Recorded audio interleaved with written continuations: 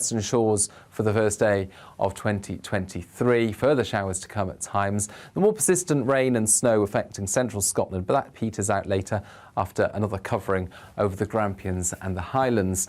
A drier day for many of us on Monday. Further spells of wind and rain on Tuesday and into Wednesday. This year on GB News, we've got brand new members in the family. Join us. Across the entire United Kingdom, we cover the issues that matter to you. GB News will always stay honest, balanced and fair. We want to hear whatever is on your mind. And we don't talk down to you. The establishment had their chance. Now we're here to represent you. Britain's watching. Come join us on GB News, the People's Channel. Britain's news channel. I'm Mark Dolan. Join me at 11 on GB News for Headliners, in which I'll be joined by two of the UK's top comedians discussing tomorrow's papers. If it's an important story, we'll cover it, but we'll have some fun along the way. Headliners, the late night paper review that won't send you to sleep like the others will. 7 nights a week at 11 p.m. on GB News.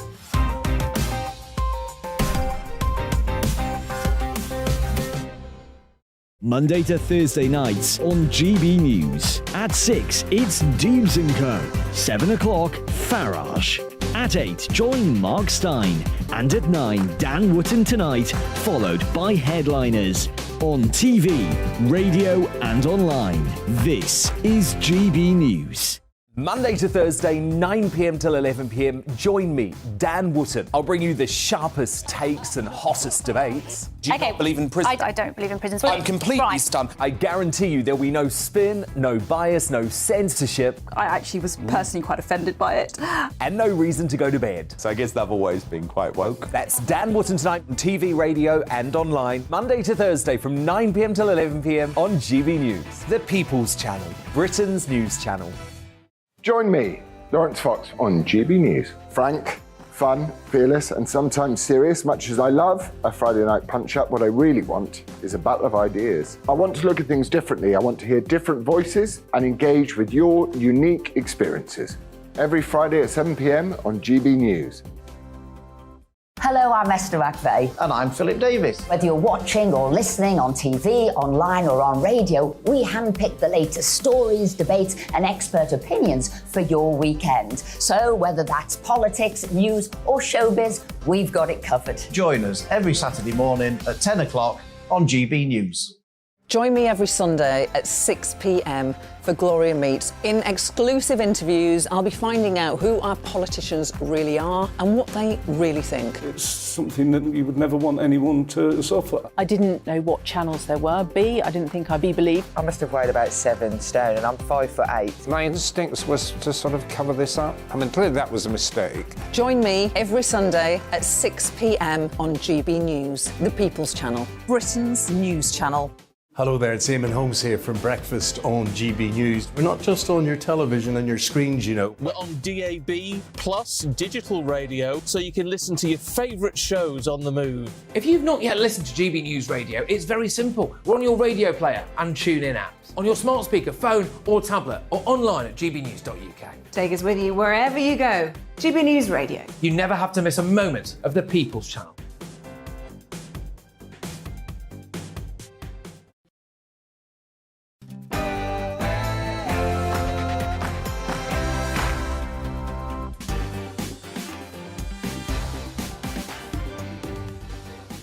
Good evening and welcome to Mark Dolan Tonight with me, Andrew Doyle. We've got a stellar show lined up for you this evening, filled with big stories and big opinions. We'll be debating whether 2023 will be the year of veganism after a rise in plant-based products. We'll discuss why comedians need to bite back next year to fight for our freedom of speech that has been so terribly muted recently. And my superstar panel and I will be dissecting some of the biggest stories of the day in the news agenda. You won't want to miss it. But before all that, here's the news with Tatiana Sanchez.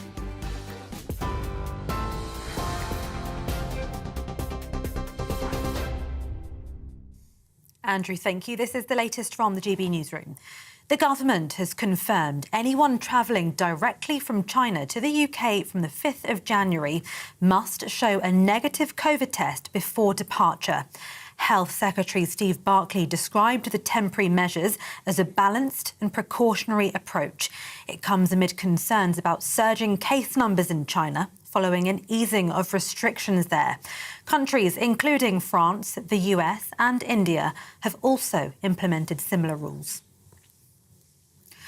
Police have named a man they're urgently trying to trace following a serious sexual assault on an elderly woman in London's Notting Hill Gate. The victim, aged in her 70s, was attacked on the evening of the 23rd of December. The Met Police say they're trying to trace 35-year-old James Becks of no fixed address. They're urging members of the public not to approach him if spotted, but to call 999 immediately. West Midlands Police have been given more time to question two men arrested on suspicion of the murder of a 23-year-old man on Boxing Day. Cody Fisher died following a knife attack at the Crane nightclub in Birmingham. The venue has since had its licence suspended, with police saying there'd been serious management failings. Another suspect also remains in custody. The family of Elle Edwards, who was killed in Merseyside, have paid tribute to their most beautiful bright star. The 26-year-old was shot at the Lighthouse Inn on Christmas Eve while celebrating with family and friends. Police are urging anyone with any information to come forward.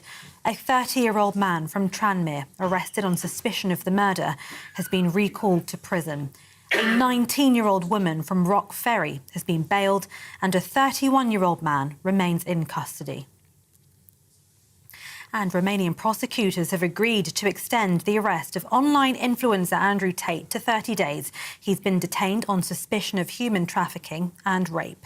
The former reality TV star, who was detained alongside his brother Tristan, had his house raided in the capital, Bucharest. The Tate brothers have been under criminal investigation since April. They've declined to comment. TV, online and DAB Plus radio. This is GB News. Now it's over to Mark Dolan tonight with Andrew Doyle.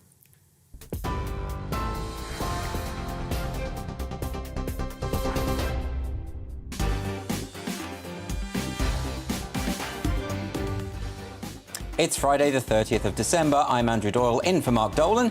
Coming up on the show tonight, after a rise in plant-based products offerings by big brands and an increase in popularity among younger Britons, will 2023 be the year of veganism? Or is the entire trend overrated? I'll have a representative from PETA and the Save British Farming here to duke it out at 9:20. And in my big opinion, I lay out my case for those of us who are feeling politically homeless, as I argue that both the Tories and Labour need to get their acts together if we have any hope of fixing Britain. That's next. And at 10:20, I'll be joined by showbiz journalist Stephanie Tecci, who'll be rounding up some of the biggest showbiz moments of 2022. In the news agenda at 10, my panel and I will debate whether landlords are actually the solution to Britain's housing crisis rather than the problem. And joining me throughout the show tonight, we have GB News presenter and Conservative commentator, the Reverend Calvin Robinson, social and political commentator Lizzie Zita, and political commentator Ali Mirage. And they'll also help me unpack the front pages as we get them hot off the presses. And as usual, we'd like to hear your thoughts here at GB News, so please do email us at gbviews@gbnews.uk. I'm Andrew Doyle, in for Mark Dolan. Let's go.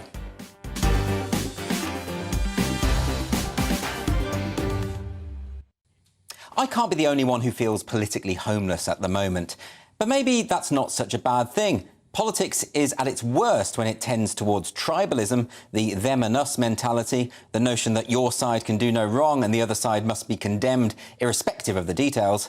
Really, there should be no such thing as a Tory voter or a Labour voter. There should just be voters, open-minded and willing to be persuaded by whichever candidate presents the strongest argument. At the present time, however, the electorate appears to be faced with no choice at all. Part of the problem is that no one seems to know what any of these parties really stand for, least of all the parties themselves. Labour is meant to be the party of working people, but they seem predominantly obsessed with middle-class identitarian nonsense. And the most staunch Conservative supporters are now doubting whether the party is Conservative in any meaningful sense at all. So is this the end of the Tory party in its current form? The polls make for very bleak reading for the much beleaguered Rishi Sunak. A People's poll by GB News has revealed that only 6% of the adult population expect their living conditions to improve. 70% of British adults are not confident at all that the government can reduce living costs. And that includes a majority of those who voted for the Conservatives in the last election. So Sunak is left in the highly unusual position of having to convince his own support base to vote for him. Never mind the armies of the undecided. Sunak is, of course, aware that it's an uphill struggle. Here are the latest figures on Westminster voting intentions. Labour are polling at 45% and the Tories at 19%. Sunak hasn't a hope. But I think all of this suggests that we need an overhaul of the system.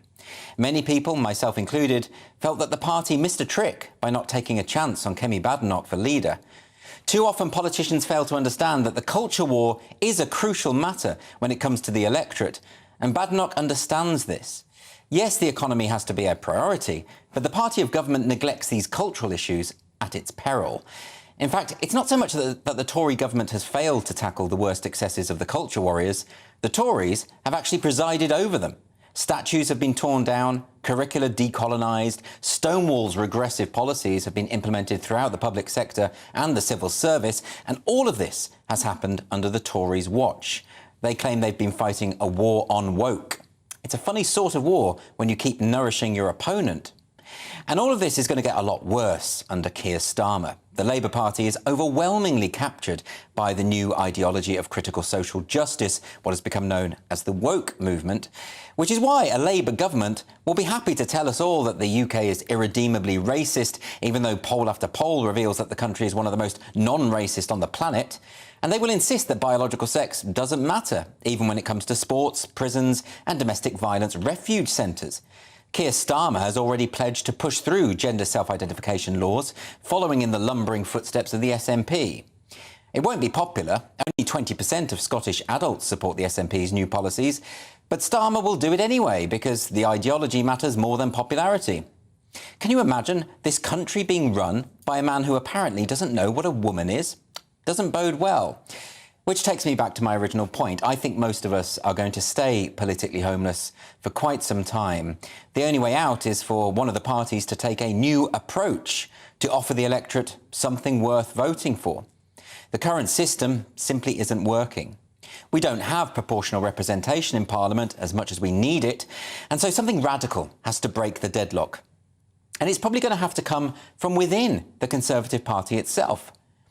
I don't know what lies ahead for the Tories, but whether you're on the right, the left or somewhere in between, for all our sakes, something has to change.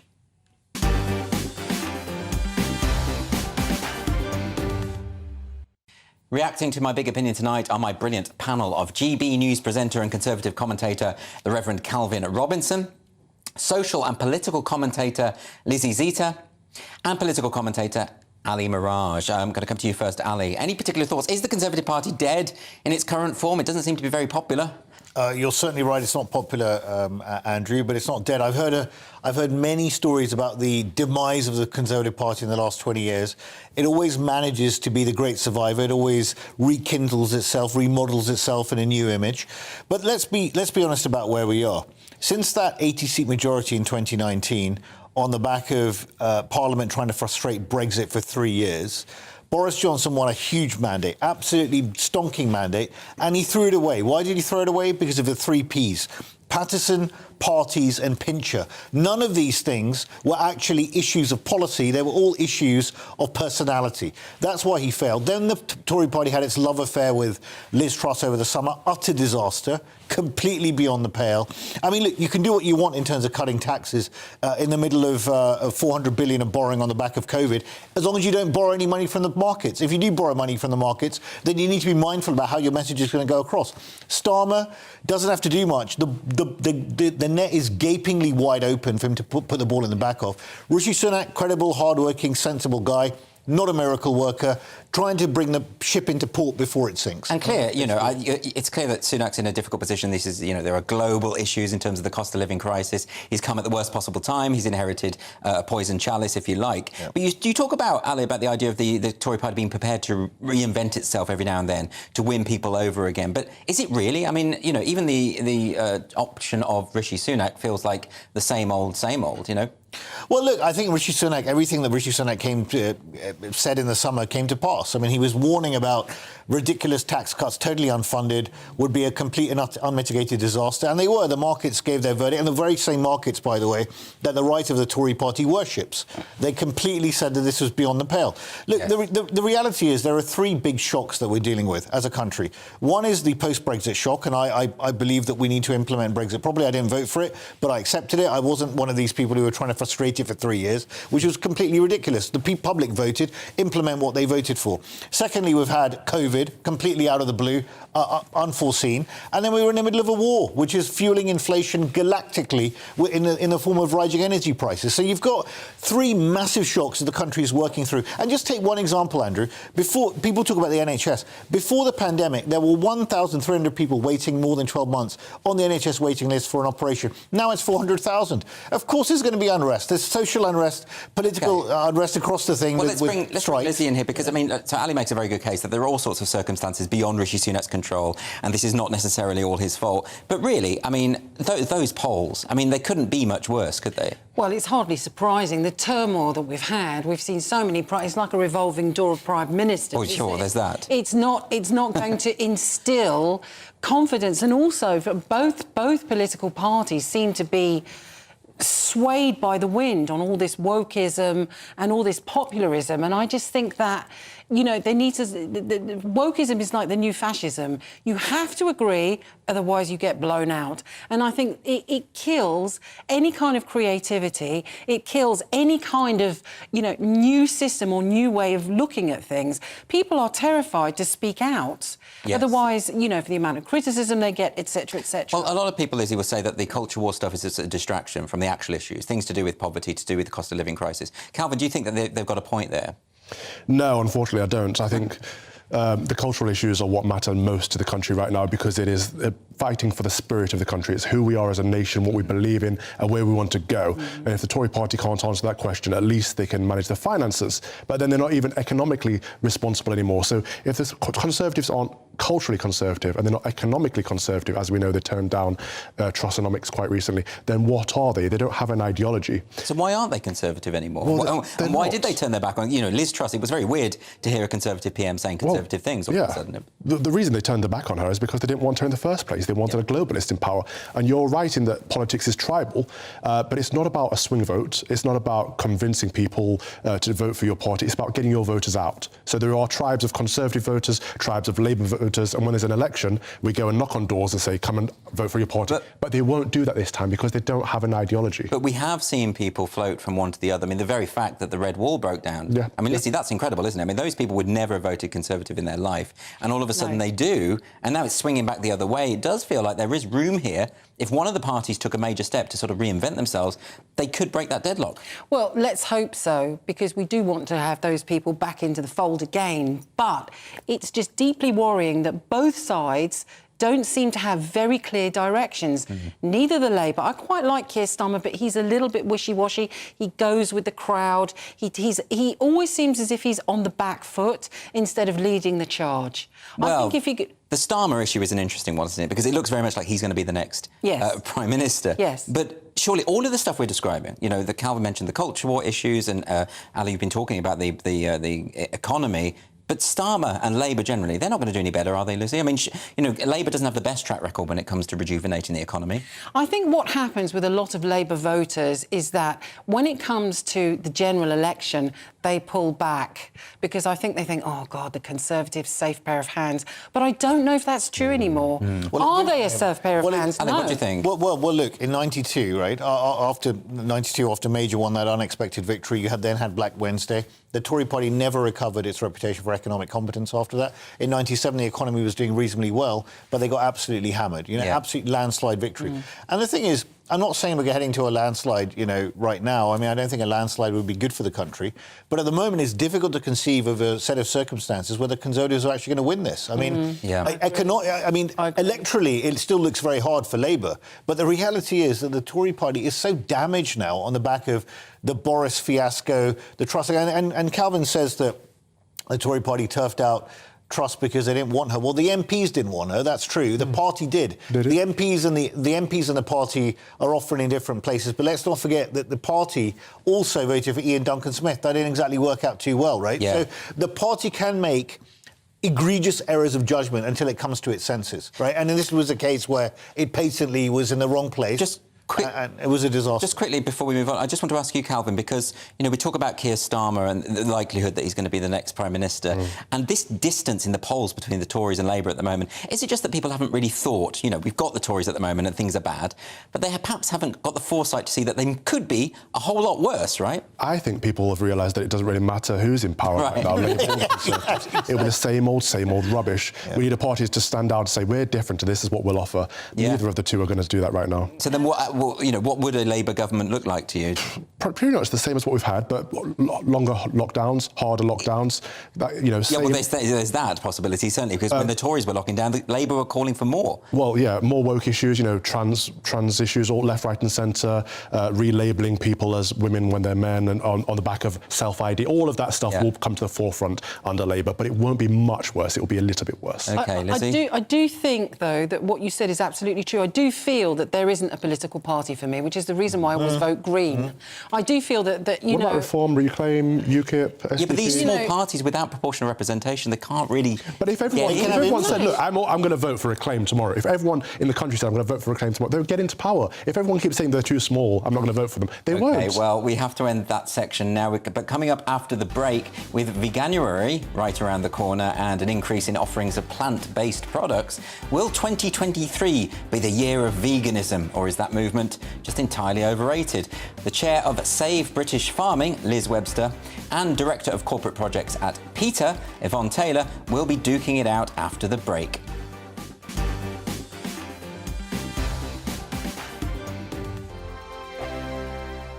Monday to Thursday, 9 p.m. till 11 p.m. Join me, Dan Wootton. I'll bring you the sharpest takes and hottest debates. Do you not believe in prison? I don't believe in prisons. I'm completely stunned. I guarantee you there'll be no spin, no bias, no censorship. I actually was personally quite offended by it. And no reason to go to bed. So I guess they've always been quite woke. That's Dan Wootton tonight on TV, radio and online. Monday to Thursday from 9 p.m. till 11 p.m. on GB News. The People's Channel, Britain's news channel. Every morning from 6 o'clock, we'll wake you up with GB News Breakfast with all the stories you didn't know from the night before. So whether it's serious news, entertainment, or your own views from all over our great nation, we're here to kick off your day with a smile. The national media should be reflecting and reporting what's happening here. You will notice the northwestern accents. Whether you're with us on TV, radio, or online, every morning, it's breakfast from 6 a.m. Hope you can join us. Join me every Sunday at 6 p.m. for Gloria Meets. In exclusive interviews, I'll be finding out who our politicians really are and what they really think. It's something that you would never want anyone to suffer. I didn't know what channels there were. B, I didn't think I'd be believed. I must have weighed about 7 stone and I'm 5'8". My instincts was to sort of cover this up. I mean, clearly that was a mistake. Join me every Sunday at 6 p.m. on GB News, the People's Channel, Britain's news channel. Hello there, it's Eamon Holmes here from Breakfast on GB News. We're not just on your television and your screens, We're on DAB plus digital radio, so you can listen to your favourite shows on the move. If you've not yet listened to GB News Radio, it's very simple. We're on your radio player and TuneIn apps, on your smart speaker, phone or tablet, or online at gbnews.uk. Take us with you wherever you go. GB News Radio. You never have to miss a moment of the People's Channel. My name's Tom Harwood and join me 9:30 a.m. every weekday for The Briefing, your one-stop shop for everything you need to know about what's going on in politics today. I wonder if this is a deal that might need to be like the biscuits in this factory, twice baked. Is there not an opportunity here to win out against the extremes? Tom Harwood, GB News. What are you going to do about it? things should have been done differently, and they certainly are being done differently. Don't miss it. The Briefing with me, Tom Harwood, 9:30 Monday to Friday on GB News. Hello, I'm Simon Evans. Join me on GB News for Headliners at 11 p.m, where I'll be joined by two of the country's top comedians as we take a look at tomorrow's newspapers tonight. If it's a big story, we'll be covering it, I guarantee, but we'll also have some fun along the way. That's GB News Headliners at 11 p.m. We won't put you to sleep, unlike some of the other paper review shows out there. So join us, 11 p.m, 7 nights a week.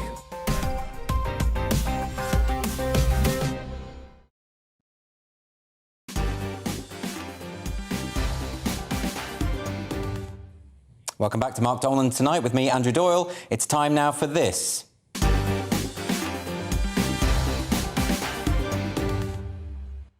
So it's time for the big question, in which we tackle a major news story of the day.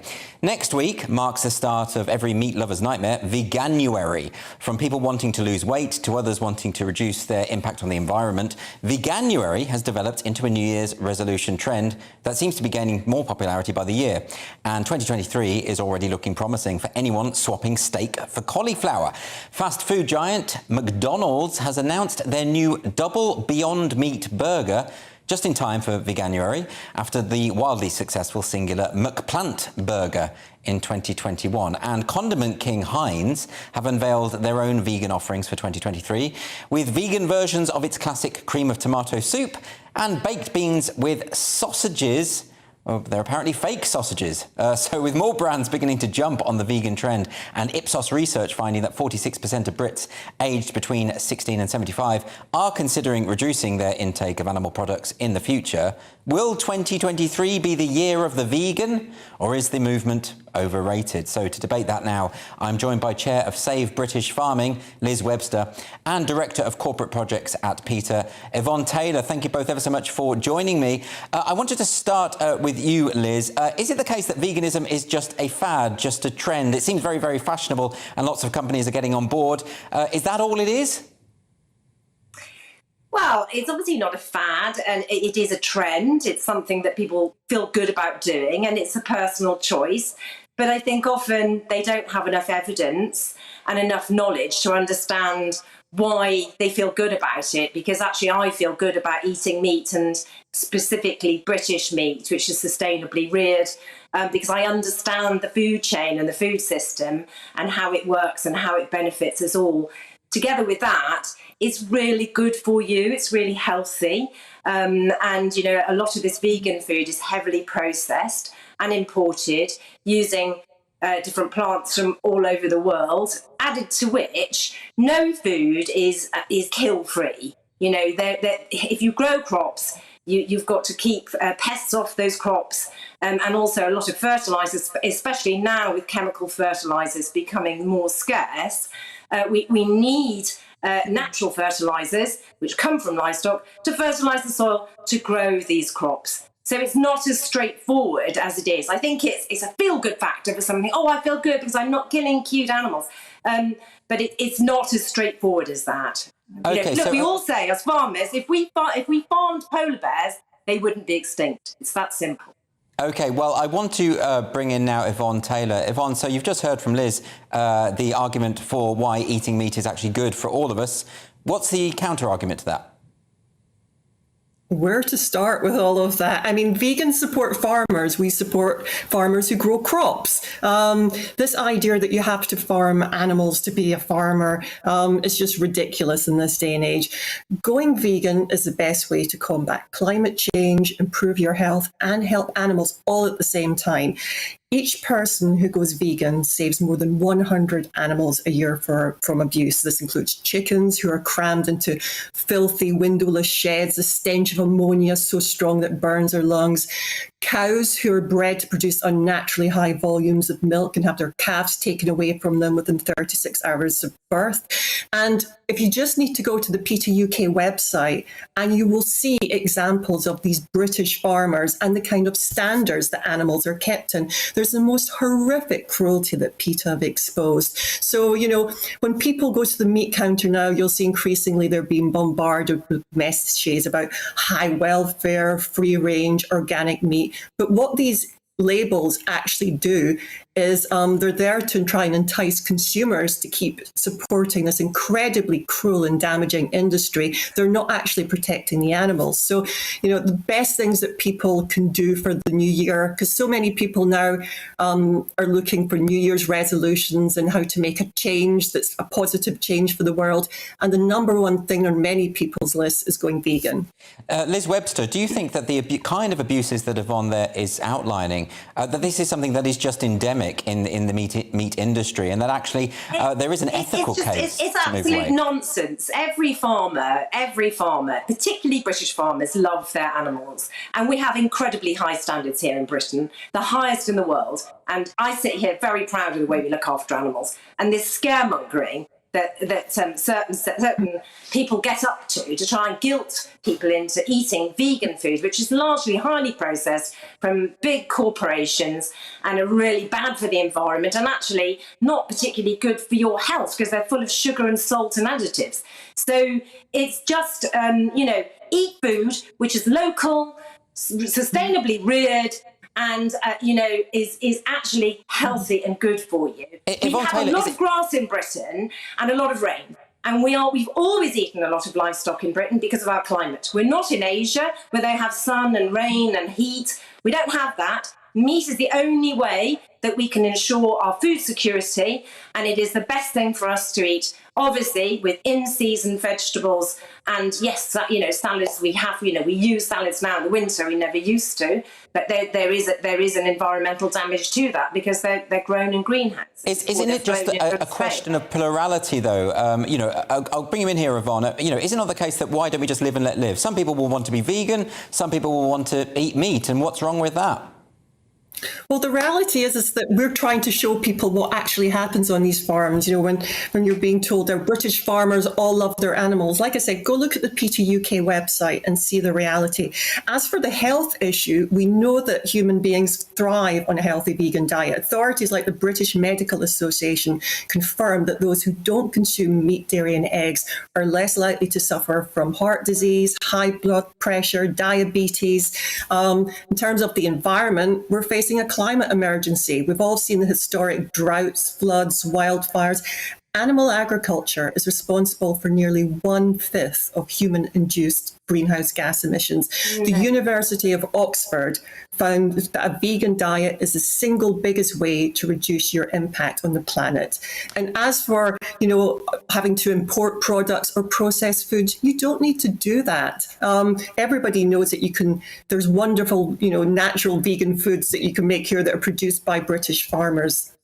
Liz Webster, can I ask you the same question? Can't we just live in a world where people make their own choices about what they eat and not be bullied? I absolutely agree. I'm saying to people, don't feel guilty about eating a good diet, a good balanced diet. But I think if you're feeling forced into thinking I've got to do this because farmers are cruel to animals, particularly that's false information. It's absolutely false. It's not true. In this country, we farmers, we have done for thousands of years. We have fairly low numbers for cattle, unlike countries like Brazil and Australia. If we give up our farming here, it'll mean that more meat comes in from those countries. So it's important that you support British farming, British food, locally reared, locally sourced, in season. That's the most important thing you can do for your health and also for our food system and food security, which right now, as we're facing an emergency with Ukraine and the energy crisis, is so fundamental. So, that's the most important thing. If someone wants to be vegan, fine, that's their choice. But they shouldn't try to force other people into doing that, especially with false information. Yvonne Taylor, look, it's absolutely clear that the pair of you are not going to agree about the standards within British farming. But leaving that aside just for one moment, Liz makes a very good point, doesn't she, about the economy and the need to have a thriving farming industry. And that does depend, does it not, on the cultivation of animal products?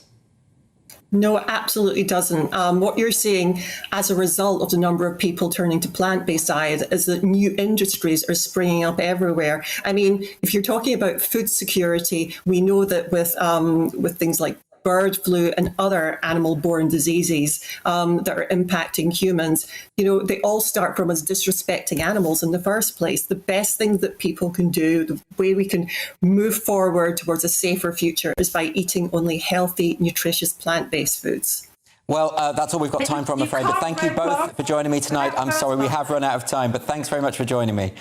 That was the chair of Save British Farming, Liz Webster, and the director of corporate projects at Peter Yvonne Taylor. So coming up in just a few minutes, as the world of boxing announces plans to create a trans-only category, is that the best way sports can protect women, or is separating trans athletes only doing more harm? Olympic marathon runner and writer Mara Yamauchi will be here to give her take very shortly.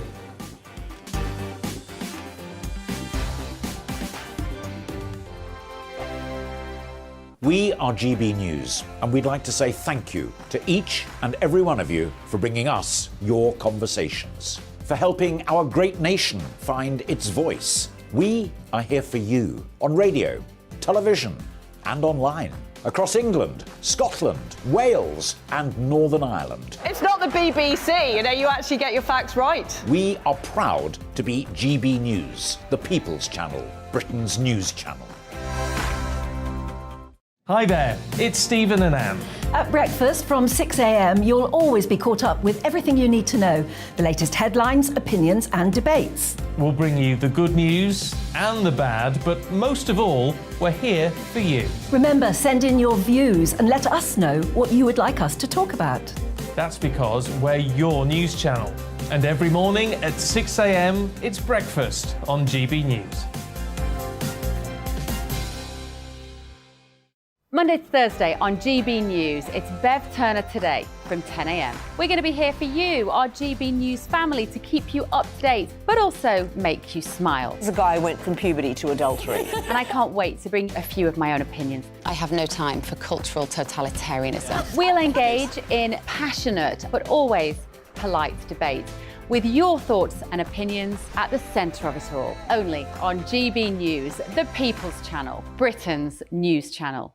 Join me, Nana Akue, Saturday and Sunday afternoons on GB News. Expect fiery debate and passionate discussion as me and my panel tackle some of the biggest topics hitting the headlines. It's a place for everyone's opinion. No one gets cancelled, but no one gets an easy ride. Oh, she's on it today! Be ready for conversations that are fierce, frank, and of course, fun. Every Saturday and Sunday afternoon from 4 p.m. on GB News, the People's Channel. Join my show Farage, 7 p.m. till 8 p.m. Monday through Thursday. And there you will get opinion, analysis, debate, and I'll cover stories that nobody else dares to touch. You've been cancelled. Join the club. Oh my goodness me. And then for the last 15 minutes, talking pints. We're over a drink. We have a civilised conversation with someone. We very often disagree, but we do it in a grown-up way. Come and join me on Farage.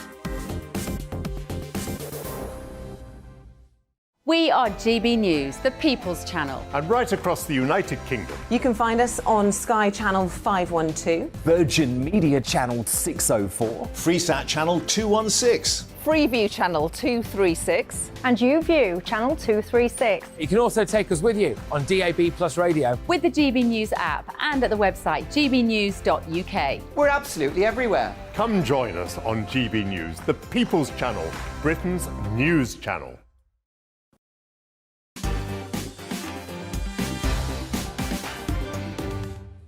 Welcome back to Mark Dolan Tonight with me, Andrew Doyle. The president of World Boxing Council has revealed that boxing will put out a call for transgender athletes to come forward in 2023 with the aim of introducing a new category solely for trans fighters. In an exclusive interview with The Telegraph, WBC President Mauricio Suleiman said he believes the sport needs to look closely at the issue for safety and inclusion reasons to ensure they never have a situation where a man is allowed to fight a woman. Now, this announcement will come as welcome news to activists who have been calling for the protection of women's sports after a series of controversies over trans athletes, sparked, of course, by the likes of Leah Thomas in swimming and New Zealand weightlifter Laurel Hubbard competing at the Tokyo Olympics. But while it's commendable that the World Boxing Council is taking a proactive approach, is the decision to separate trans athletes a fair one? Well, to discuss this now and give her take, I'm joined by former Olympic marathon runner and writer Mara Yamauchi. Good evening, Mara. Thanks for joining me today. Good evening. Can I ask you, Mara, we're going to start with this issue of trans individuals in sport. This has been something that's been ongoing for a long, long time now. Is this third category idea the best solution, and should it be rolled out across the board? Well, it's one option which federations can adopt, and I think the announcement from the World Boxing Council is very good because they've made it absolutely clear that sex at birth must be what is used in categories in boxing, and they've said that a man cannot be allowed to fight a woman regardless of gender change. But they've also made a positive and proactive step to be welcoming and inclusive to transgender people who want to participate in boxing by saying they will set up this new category.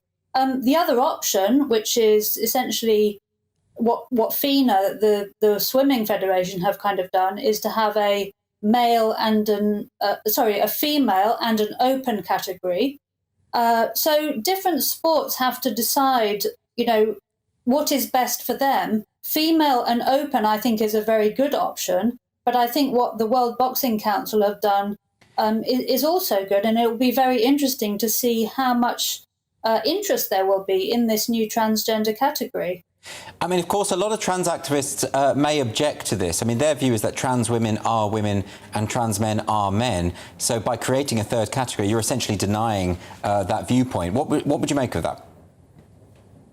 Well, trans women are not women. Women are adult human females. Trans women, by definition, are males. Otherwise, they wouldn't be trans. And sport is about bodies, sexed bodies. There are two sexes, male and female. You cannot change your sex. So people who participate in sport are welcome to identify in whatever way they wish. But your sex at birth, male or female, is what determines your physical capacities. And as we all know, males have massive physical advantages compared to females. So trans people must be welcome and included in sport, but that cannot come under any circumstances at the expense of safety and fairness for females. A lot of people make the case that if you're taking hormones, if you're adapting your testosterone levels, then this in itself flattens out any advantage that you would otherwise have. Do you think that's a credible view? No, there are about 16 peer-reviewed scientific research papers out now which demonstrate that testosterone suppression in an adult male does not remove the massive male advantages compared to females. Some of them, testosterone suppression does remove some of the advantages a little bit, but unless 100% is removed, we cannot even begin to have the conversation about is it fair or not. So it is, the results of those papers is what we would expect, because the circulating testosterone levels in an adult male is not what gives males their advantages. What gives males their advantages is having undergone testosterone-fueled male puberty over a number of years. And once that process is concluded, those advantages cannot be undone. Those advantages in boxing, punching power, males have about 162% greater punching power than females. This is the biggest difference in males and females. If we look at like running speed, swimming, etc., it's the biggest difference.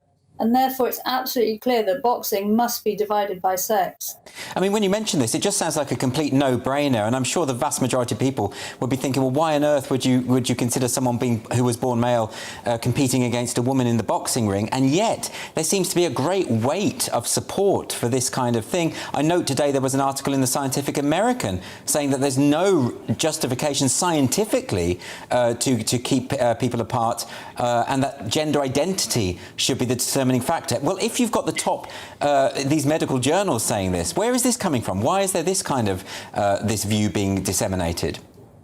Well, I think this must be an example of institutional capture. You know, we've seen august major organizations from the Lancet to the NHS to the ACLU in the USA, political parties being captured by activists who push gender identity ideology. And we have to resist this, because in sport, which is my area of expertise, what they are pushing for is the end of women's sport. We cannot but beat about the bush here.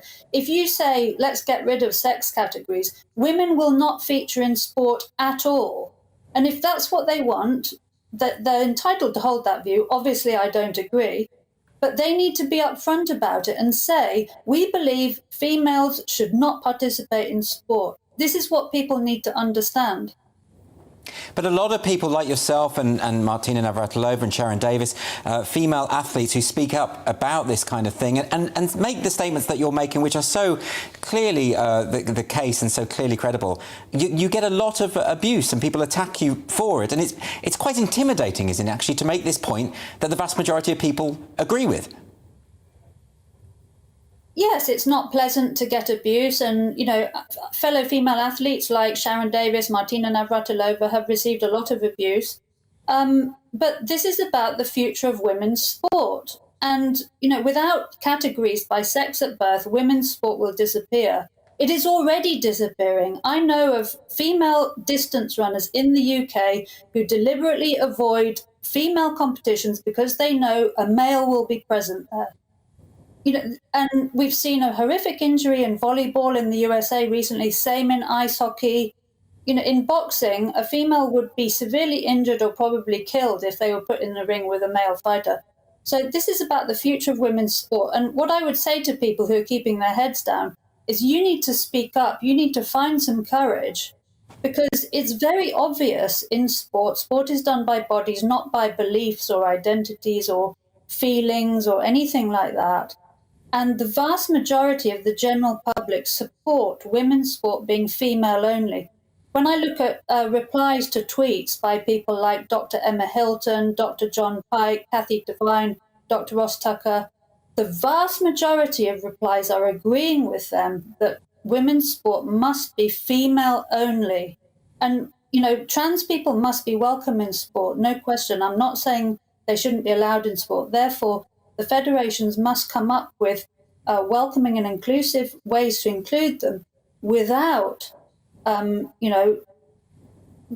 without getting rid of safety and fairness for females. Well, Maria Mochi, thanks ever so much for coming on and making that case to us. Really appreciate it.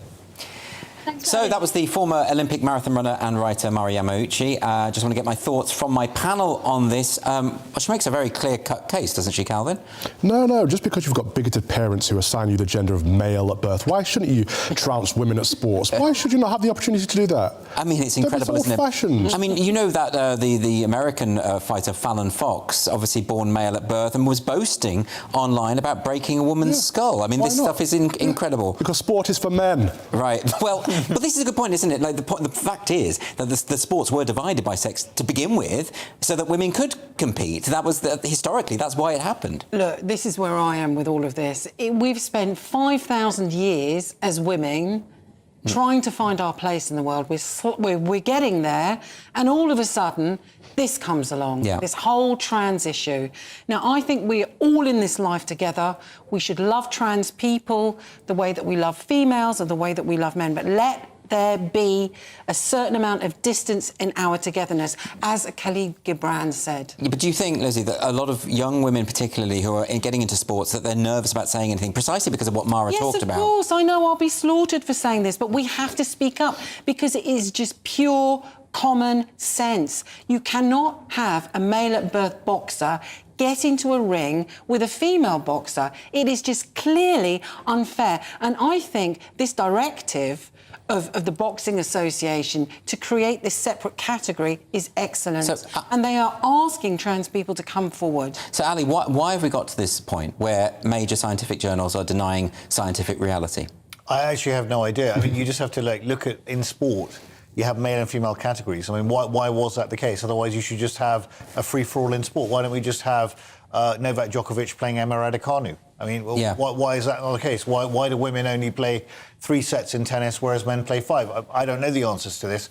It seems pretty obvious that there are inbuilt, inherent differences between men and women physically, biologically. I mean, there's nothing wrong with that. But this is why I struggle with that, because we all know this. We're having these debates, Calvin, about something that everyone knows, because certain people in authority and in academia are telling us we're all wrong. You're right. We do know that men are physically faster and stronger than women. and that's a fact. Yeah. But that's the issue there. We're talking about facts, we're talking about truth. This is a lie. The trans movement is a lie. It's misogynism wrapped up in a false narrative of virtue signalling. They tell people it's nice to accept people however they want to live their lives. No, it's not. It's not kind to lie to people. It's not kind to go along with people's delusions or to say that this is normal. It's not normal for a man to say he is a woman. It's not normal for a woman to say he is a man. And we need to stand up for the truth more often. Even having this qualification of saying, okay, we'll have female boxers, we'll have male boxers, and then we'll have this extra category for this made-up gender. No, there are males, there are females. That is it. But what about the idea of an open category? Would you accept that? We concede far too much ground. The whole trans movement is misogynistic. It's taking away women's spaces, women's rights, and it's men caricaturing themselves, appropriating themselves in roles of... Lizzie, do you want to come back on that one? Yeah, I do want to come back on it because I agree to a certain point, but I have no problem with trans people. It's fine. If you want to identify as being trans, that's fine. But we have our spaces too, and we have fought for centuries to have those spaces. But you can't have your cake and eat it. You can't say you can live as a woman, but you can't play in a woman's sport. Either they are a woman or they're not. It's simple. No, for me, it's not so simple. It's not so black and white. Yes, they can have their trans sports. I think that's absolutely acceptable. It's kind and it's inclusive, but they cannot get into a ring with it's mad. I mean, I'm with you in that. I part company with Calvin on that. Is that I feel people should be able to call themselves whatever they want. Yeah. We live in a free society. You can dress however you want. But they can't force us to acknowledge their reality. That's the limit, isn't it? It's when you sort of impose those values about yourself onto other people. Just on Calvin's point, I would acknowledge someone's reality if they want me. If a trans woman is transitioning to womanhood from being a man and they want me to address them as a female, I would do that out of courtesy. Of course I would. But we're talking about boxing here, where you're potentially got a safety issue to contend with, right? Yes. So is it the safety issue more than anything, rather than... Well, Calvin says it's about the acknowledgement of the truth. It's objective reality. It's objective truth. Calvin's got a view, and that's absolutely fine, and that's perfectly, one can have that view. I'm just saying, if someone came to me and wanted to be addressed as a woman, I would address them as a woman or a man accordingly, but I don't think that means that you can put them in the same category in sport for a safety issue. Now, I think inclusivity is important, which is why the Boxing Federation's gone down the road of making a separate category. That seems reasonable to me. Well, it does feel like the debate has to, at some point, come to an end. It's just rumbling on and on and on. And I worry that actually that's partly due to the fact that both sides are so sort of intransigent about this. Isn't this a kind of compromise that is workable? Yeah, I think it is a compromise. I think that people are prepared to compromise. I think there is a small, hardcore minority that are just pushing all the time for their own agenda. OK, but we're going to leave that one there. We're not going to solve that tonight, are we? But now, after a year of constant calls for the cancellation of some of our favourite comedians, is it time for comics to stand up against the cancel culture mob and defend our free speech in 2023? Comedian and Spiked columnist Simon Evans will argue his point after the break. You won't want to miss it.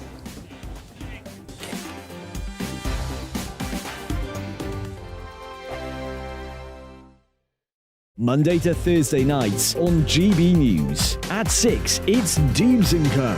7 o'clock, Farage. At 8, join Mark Stein. And at 9, Dan Wootton Tonight, followed by Headliners.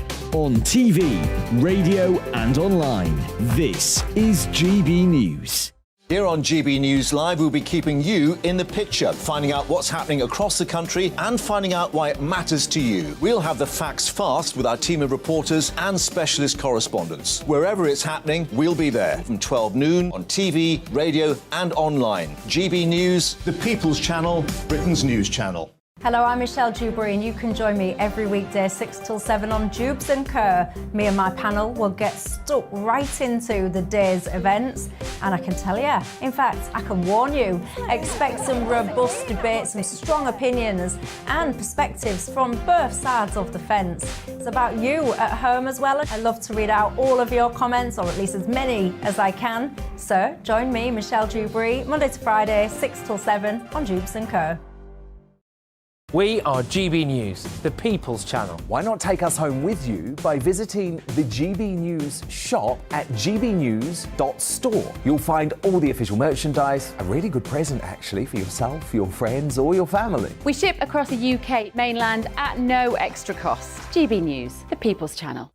I'm Mark White. As GB News Home and Security Editor, I cover those key issues that are so important to you. Our authorities, our communities doing all they can to combat violent crime. With the public services under unbearable strain, why are we still failing to control our borders? Defence, the first priority of any government, has been continually hollowed out. Can we trust our politicians to protect the armed forces? Join me, Mark White, on GB News.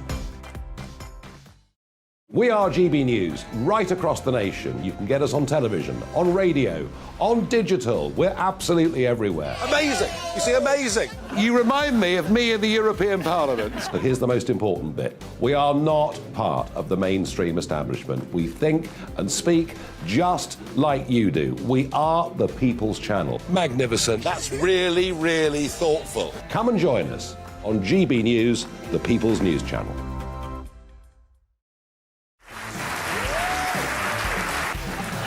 My name is Andrew Doyle. Join me every Sunday evening at 7 p.m. for Free Speech Nation.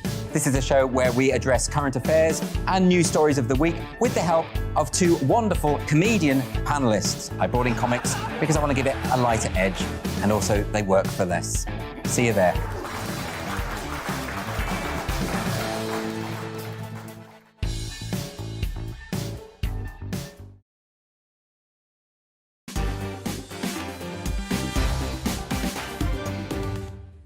Welcome back to Mark Dolan Tonight with me, Andrew Doyle.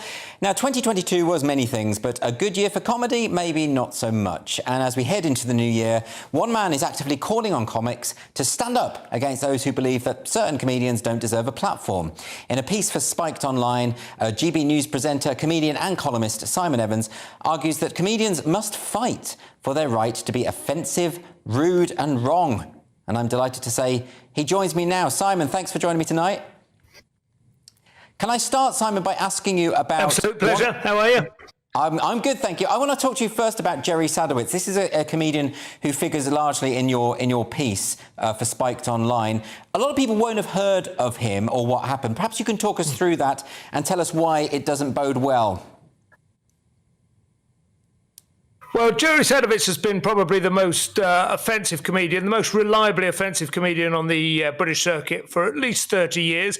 He is widely held by his own peer group to be something of a genius at close-up magic, card tricks and so on, which is a nice counterbalance to the extraordinary vulgarity and the eagerness. The clear intent to shock is beyond question. He did jokes about Nelson Mandela at a time when that even, before political correctness made that a kind of touchy subject. He had famous remarks about the swear words you couldn't say on the television, which he did on the television programme, which he was briefly allowed to have. He has an extraordinarily well-established track record of being the single most offensive proposition that you're likely to encounter anywhere, let alone at the Edinburgh Festival.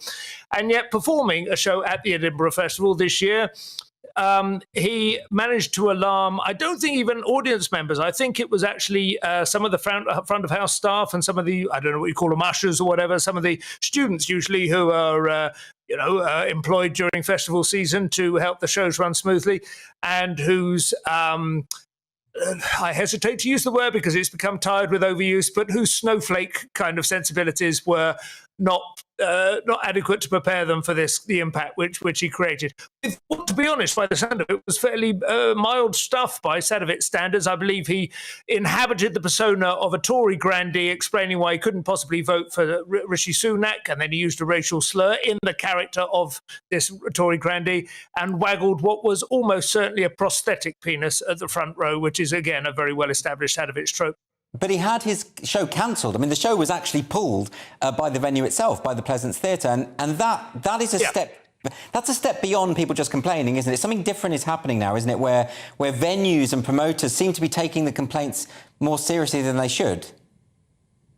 Well, that was pulled. There were two gigs booked in a large venue, part of the Pleasance range of venues. They have 12 or 15 venues or possibly more now, and he had two subsequent nights and they were pulled.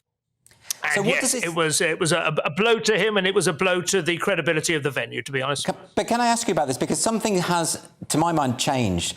This is sort of... We didn't see many comedians coming out in sort of fulsome defence of Sadowitz, even the ones who we know deeply respect him. And whereas I feel as though 10, 15 years ago, the comedy industry would have been united in its condemnation of a venue that pulled a comic. Isn't that right?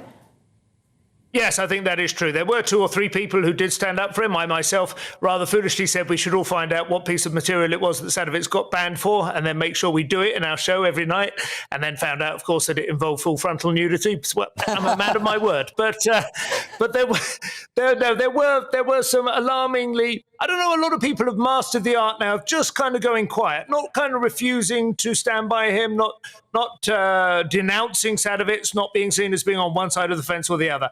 We've all learned a little bit, I say we all, a great many comics have learned that there are certain causes that are worth fighting for right until the point when it becomes possibly detrimental to your career. It's not entirely dissimilar to the England football team who wear their rainbow laces right until the point when it actually might mean a yellow card, and then it all melts away. And I think there were 1 or 2 people, I won't name names, but there were 1 or 2 people who Sadowitz might have expected to stand up for him. But I'm afraid it reflects as much as anything the statistic we all know now that 3.5% of the population is all it takes to chill the atmosphere and to change things. You know, it's like if there is if something becomes whatever you want to call it, non-kosher, halal, whatever, you know, if something becomes verboten within a certain culture to a small minority, they are capable of making everybody else feel rather uncomfortable about enjoying it. And that is in danger of happening in comedy right now. And I think it would be disastrous because once that chill sets in, it spreads very quickly.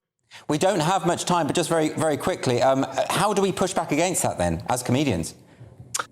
Well, I mean, the first most obvious thing is for every comedian to come out and actually say something about it. But that, of course, does become rather laboured. Most people actually want to be amused by comedians rather than hear them on pulpits, you know, making political cases one way or the other. I think people have to be reminded that how funny vulgarity can be, you know, when used well.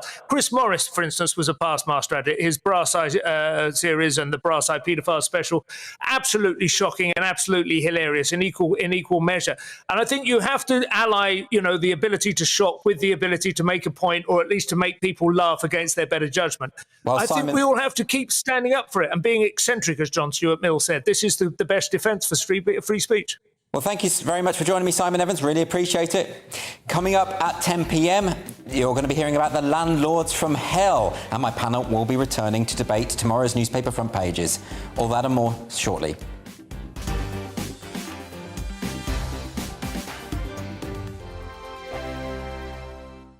I'm Mark Dolan. Join me at 11 on GB News for Headliners, in which I'll be joined by 2 of the UK's top comedians discussing tomorrow's papers. If it's an important story, we'll cover it, but we'll have some fun along the way. Headliners, the late-night paper review that won't send you to sleep like the others will. 7 nights a week at 11 p.m. on GB News.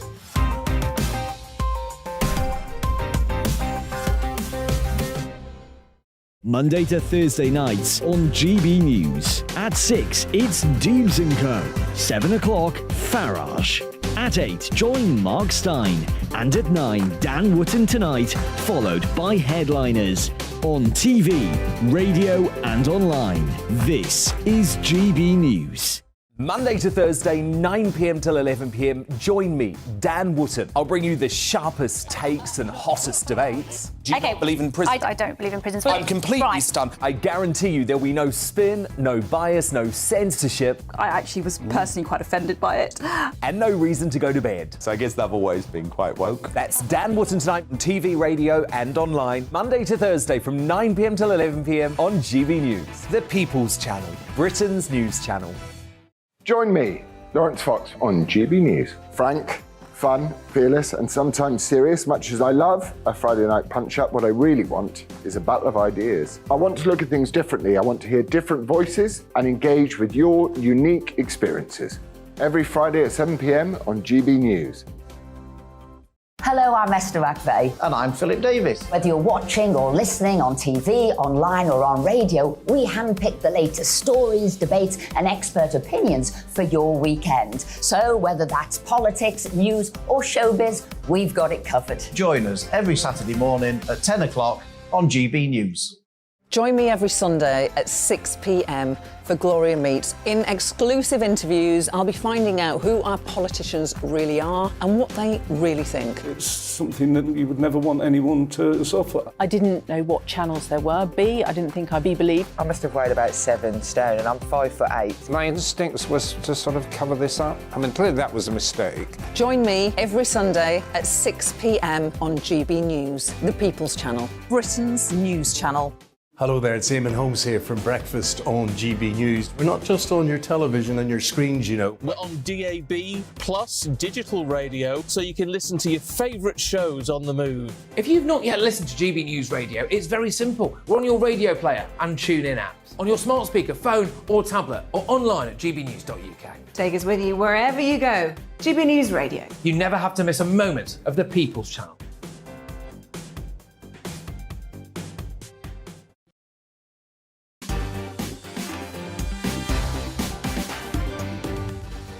It's 10 p.m. I'm Andrew Doyle. I'm sitting in for Mark Dolan tonight. We've got another cracking hour coming up. My panel and I will be taking a first look at the front pages as we get them in.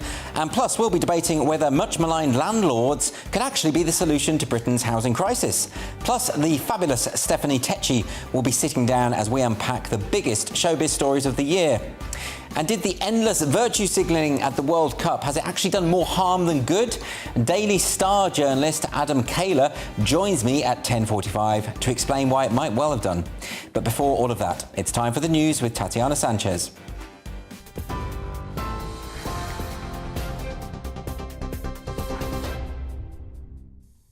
Andrew, thank you. This is the latest from the GB Newsroom.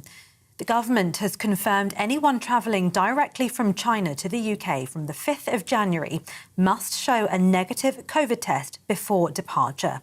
Health Secretary Steve Barclay described the temporary measures as a balanced and precautionary approach. It comes amid concerns about surge case numbers in China following an easing of restrictions there.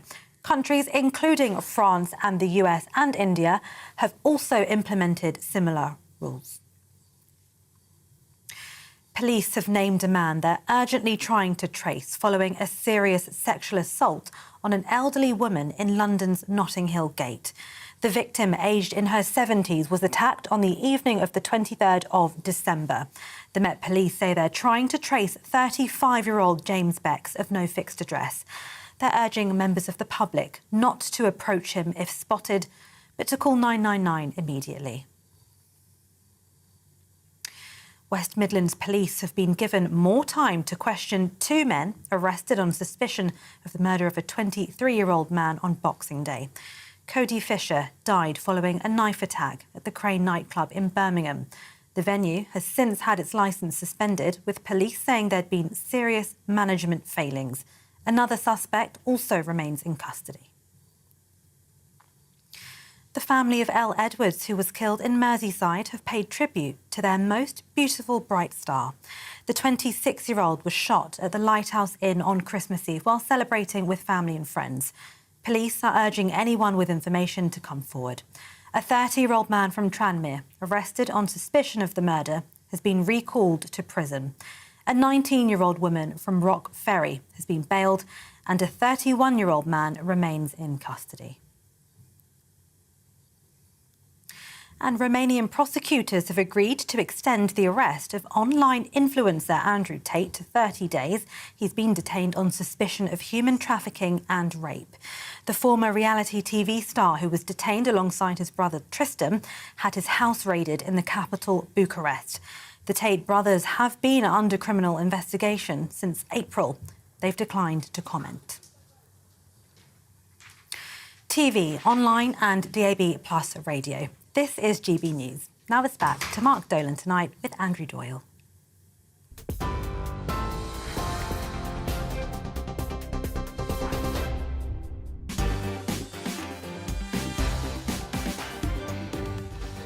It's just gone 10 o'clock. I'm Andrew Doyle in for Mark Dolan. Coming up this hour, My superstar panel join me again for the news agenda, where we'll be taking a first look at the front pages. Plus, we'll be debating whether the UK housing crisis unlikely saviour could be the landlords themselves. And after it was revealed that Chinese travellers will be required to present a negative test before they arrive in the UK, is this a step in the wrong direction as we learn to live with COVID? And then at 10:20, I'm going to be joined by stellar showbiz reporter Stephanie Tecci, who'll be giving her take on some of the biggest showbiz stories of 2022.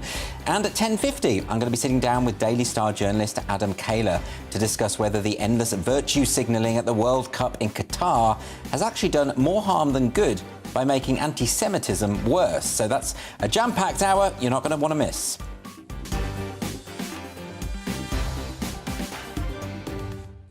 Let's have a first look at some of tomorrow's front pages. So on the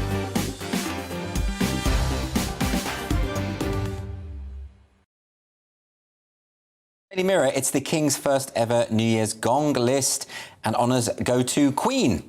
The iconic band's lead guitarist Brian May is set to receive a knighthood, with England's Lionesses and athlete Denise Lewis also getting honours. And The Independent leads with news that the UK is set to introduce COVID tests for people travelling from China. The Mail also reports on Sunak demanding COVID tests from China arrivals. And there's hopefully the front cover. There it is. There's the front cover of the Daily Mail there with Rishi orders COVID tests on arrivals from China. We're going to be discussing that in just a short while. The UK has a housing crisis. The latest manifestation of this is in student housing, where students are reportedly finding it harder and harder to find a place to live. Martin Blakey, the chief executive of the student housing charity Unipol, said, quote, "We think there's a significant decrease in shared houses are moving back to renting or professionals or leaving the market. Some argue that landlords have been demonised over the last few decades and that this has contributed to the current crisis. So is this true? And do we need to make being a landlord a little bit easier? Or do we just need to build more houses?" Back with me now, I am joined by my stellar panel of GB News presenter and Conservative commentator, the Reverend Calvin Robinson, social and political commentator Lizzie Zeta, and also political commentator Ali Mirage. Thank you all for joining me today. But just quickly on the front pages, if we want to have a quick look at this story, what do you make of this Chinese story about Rishi Sunak now saying that COVID is going to have to be tests at the border? I mean, did you see this coming, Calvin? Yeah, of course, because we haven't learned any lessons over the last 2 or 3 years, have we? We're going to do the same rinse and repeat cycle every year. Yeah. We get colds and flus every winter season. We will continue to do so, and COVID will be among them. So we have to decide, are we going to finally address this and live with COVID, or every year are we going to have measures in place, testing people when they're travelling to or from different countries, putting restrictions in place, lockdowns? We can't continue like that, can we? But do you understand the government's position on this? I mean, Yes, when it comes to China, they've had this zero COVID policy, they've had this very extreme draconian form of lockdown, and now they've lifted that. The infections are surging. So they are. Look, I don't think China's got a lot of fans on this whole issue, frankly, because from what we understand, COVID originated from there anyway. And I think that the fact is that the Chinese have abandoned their zero COVID strategy. It was crippling their economy. The infection rate is rampant and completely out of control. We have no idea what the actual reported numbers are. We have no idea whether there are new variants coming out of China either. So I think it's absolutely the right and sensible thing to do. And quite honestly, when I hear scientists say, well, there's no rationale for this, it's not really going to affect numbers in Europe, frankly, I'd rather be cautious, quite honestly. And France and Spain have also done, I think France, is Italy or Spain, I can't remember, but one of them has done the same thing. And I think it's quite right that we should do the same thing. But based on what? You've just said we don't have any data. There's no evidence of... Well, we're not going to get any data because the Chinese are not releasing the data. But if you let me finish the sentence, we never get data from China. So what are you putting measures... Well, I would rather... If you will let me finish one sentence, that would be nice. Go ahead. What are we putting new measures in place for? There is no evidence of a new strain coming from China. There's no evidence of an increased number of cases in China. What are the restrictions in place for? So Calvin, so your argument is because China is not actually disclosing data properly, we shouldn't impose restrictions? No, my argument is they never have done. So should we always have this in place for China, or is this based on something? It should be evidence-informed. Is it not the case that all of the subsequent variants that have emerged have been weaker variants? I mean, that's the nature of the way that the virus evolves. So why are we assuming that there is some sort of malignant variant that has suddenly emerged in China? Well, we don't know. I mean, look, the Omicron variant, we had another lockdown on the back of that. I know that Calvin's anti-lockdowns, and that's fine. I take a slightly different view, particularly at the onset of COVID, I didn't think I thought we should have had a lockdown. I still remember, I think it was on March the 12th when Boris Johnson, the Prime Minister, stood up and said that we're going to lose loved ones before their time. Prepare yourselves. And I thought, this guy's a nutter. What is he talking about? The government's certainly imposed absolutely nothing. So if the government wants to be cautious this time, I think it's a very sensible approach. Yeah, but Lizzie, is it not the case that maybe being overly cautious has led to more problems? You know, we know that infections of other kinds of diseases are spreading more rapidly because our immune systems are so weak at the moment, thanks to 2 years of lockdown. We don't know what the ramifications are going to be from lockdown ultimately. It is true that everybody's sick. I've never known a time in my... Everybody's sick. Yep. The kids are sick. The grandparents are sick. Everybody in between is sick. And it's because we've had 2 years of being inside and not picking up the bacteria and strengthening our immune systems. However, I do think that it is a good thing that people arriving from China should have to show a negative test. Do you not fear that this might be a sort of stepping stone towards another lockdown No, policy? I don't, because I don't think we'd have it anymore. I don't think... we'd tolerate it? No, we would not. I wouldn't.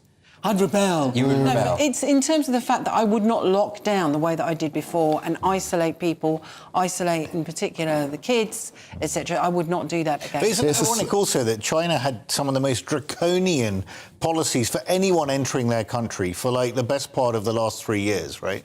And now people are like saying, well, why should we ask for evidence of vaccination or negative COVID test before they come home? And you used to be having to lock yourself away for days in hotels to enter China. But I also think that in China, those alleged COVID lockdowns are a bit of a cover-up for civil dissent. I think an awful lot of that is happening in China at the moment. All of this is a slippery slope, and it's all the boiling the frog in the boiling water effect, isn't it? One step after the other. But also, is COVID even that bad? I think you're right in that everyone's sick now. Everyone has the cold or the flu right now. Yes. But I didn't recognise that over the last 2 years. I didn't see vast numbers of people getting sick with COVID. But people who were vulnerable were certainly dying. And lots of people... No. Lots of people died because of midazolam. Lots of people died because of government measures of putting sick people in nursing homes. Lots of people didn't die due to COVID.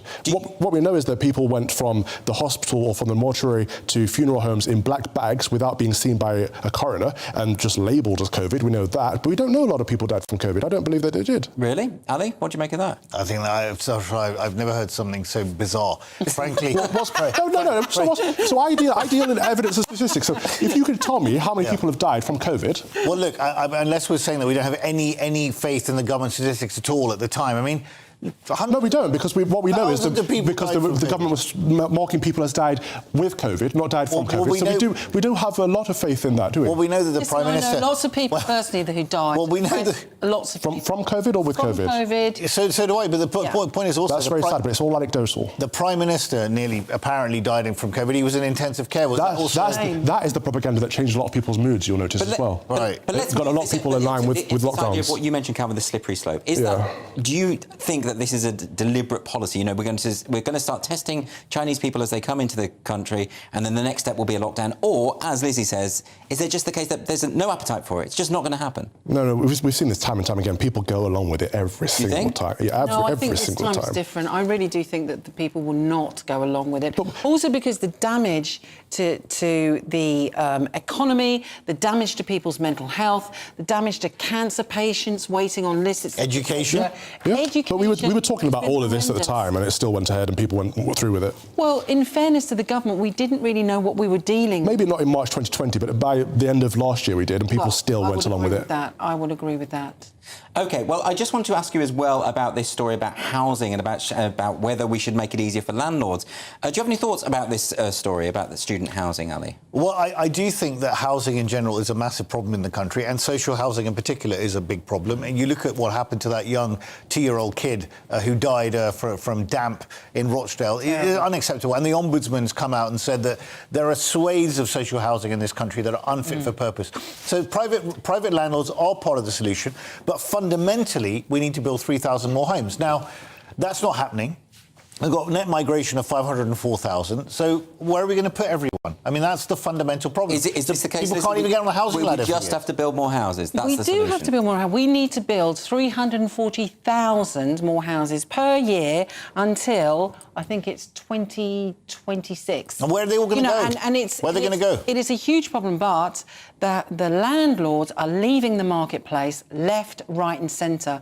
In 3 years, the amount of rental property has gone down 40% across the UK. Yeah. That is a massive amount. So what happens, and the government keep fiddling around with it, they introduce something called Section 24, which means that the landlords are taxed on their turnover and not on their profits. So we need changes of policy to make being a landlord We need changes of easier. policy, and also Michael Gover's got a white paper going through at the moment which threatens to take away Section 21. Now, there are good landlords and there are bad landlords, and there are good tenants and there are bad tenants, and we need to have a system that is fair, because otherwise what will happen is that the landlords are just going to leave the marketplace in droves. It's going to force up the rents, and there's going to be less and less property available. Just some stats for you here. The student accommodation portal StuRents compiled data suggesting there's a deficit of 207,000 student beds in the UK. 19 towns and cities where there is more than a 10%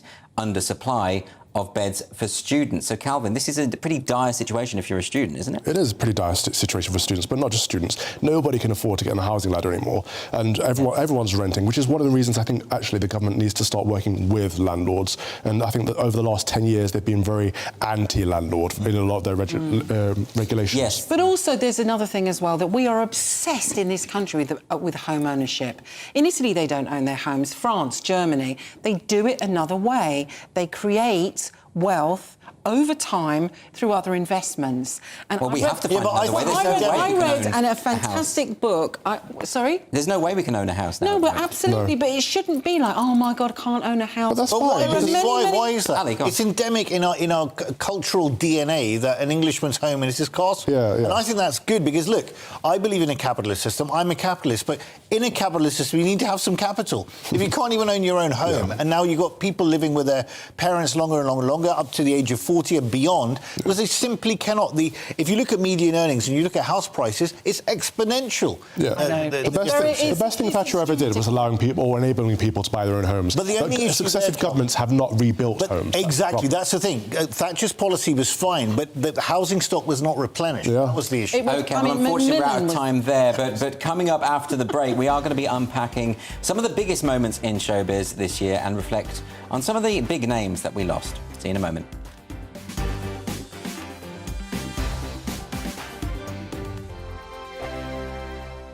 Monday to Thursday, 9 p.m. till 11 p.m. Join me, Dan Wootton. I'll bring you the sharpest takes and hottest debates. Do you not believe in prison? I don't believe in prison. I'm completely stunned. I guarantee you there'll be no spin, no bias, no censorship. I actually was personally quite offended by it.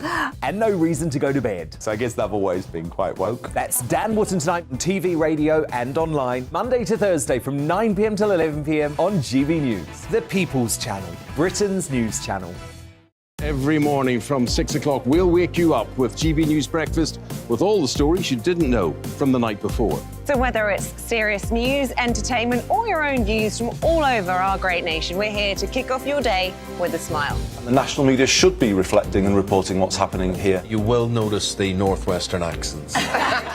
Whether you're with us on TV, radio, or online, every morning, it's breakfast from 6 a.m. Hope you can join us. Join me every Sunday at 6 p.m. for Gloria Meets. In exclusive interviews, I'll be finding out who our politicians really are and what they really think. It's something that you would never want anyone to suffer. I didn't know what channels there were. I didn't think I'd be believed. I must have weighed about 7 stone and I'm 5'8". My instincts was to sort of cover this up. I mean, clearly that was a mistake. Join me every Sunday at 6 p.m. on GB News, the People's Channel, Britain's news channel. Hello there, it's Eamon Holmes here from Breakfast on GB News. We're not just on your television and your screens, you know. We're on DAB plus digital radio, so you can listen to your favourite shows on the move. If you've not yet listened to GB News Radio, it's very simple. We're on your radio player and TuneIn apps, on your smart speaker, phone or tablet, or online at gbnews.uk. Take us with you wherever you go. GB News Radio. You never have to miss a moment of the People's Channel. My name's Tom Harwood and join me 9:30 a.m. every weekday for The Briefing, your one-stop shop for everything you need to know about what's going on in politics today. I wonder if this is a deal that might need to be like the biscuits in this factory, twice baked. Is there not an opportunity here to win out against the extremes? Tom Harwood, GB News. What are you going to do about it?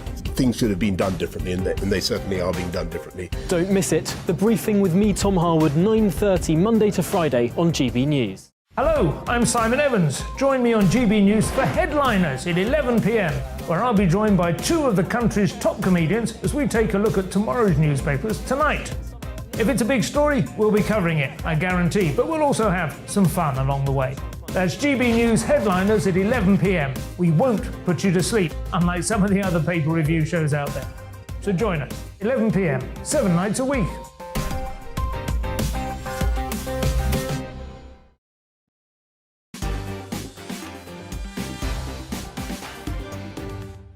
Welcome back to Mark Dolan Tonight with me, Andrew Doyle. So 2022 wasn't only a big year in politics, but in the showbiz world as well. From an ex-cabinet minister swapping Westminster for the jungle to runaway royals starting a Netflix-funded war with their own family, the last year has been anything but boring. And to give us our roundup of some of the major showbiz stories of the year, I'm pleased to say I'm now joined by showbiz journalist Stephanie Tetchy. Stephanie, thanks so much for joining. Hello, Andrew. I want to start with Vivienne Westwood because obviously this very, very sad news of Vivienne passing the other day.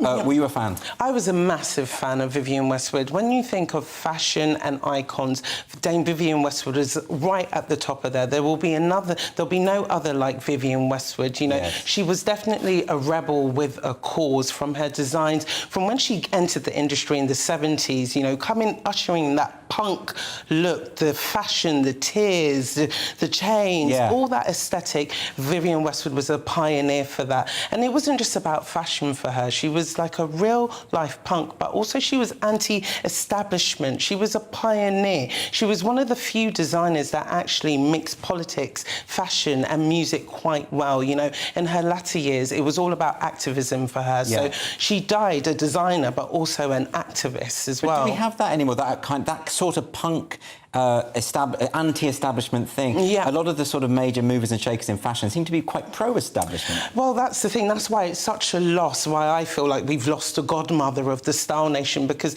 there was not many Vivienne Westwoods who were quite outspoken and not just about selling clothes. There was more than the clothes to Vivienne. It was a lifestyle. She lived what she preached, and every time I've interviewed her, it was all about what she felt needed to change in this world, and she was very vocal about that, and she inspired many people from old to young, so it's such a big loss, but her work will continue. And you interviewed her I've yourself. interviewed her many times. What was she like in person? She was, what you see is what you get with Vivienne. You know, if you go on social media today, there's so many people sharing their memories of how warm and loving she was, but at the same time, 5 minutes with her, she'll be want you to get a picket and go join somewhere and just, you know, campaign or just argue about politics or activism. And that energy right to the end. Yeah, it was right there. You know, as her husband said, she was working right till her very last day. So this is a woman who I don't think was ready to leave us, and that's why I think her work will continue for many years. So let me ask you about Harry and Meghan. I mean, it's been a massive year for them, obviously. In terms of the Netflix documentary, I must confess I haven't watched it. Oh, Andrew. I'm probably the only person who hasn't.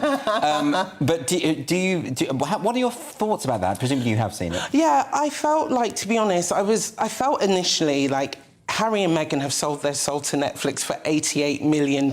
Yeah.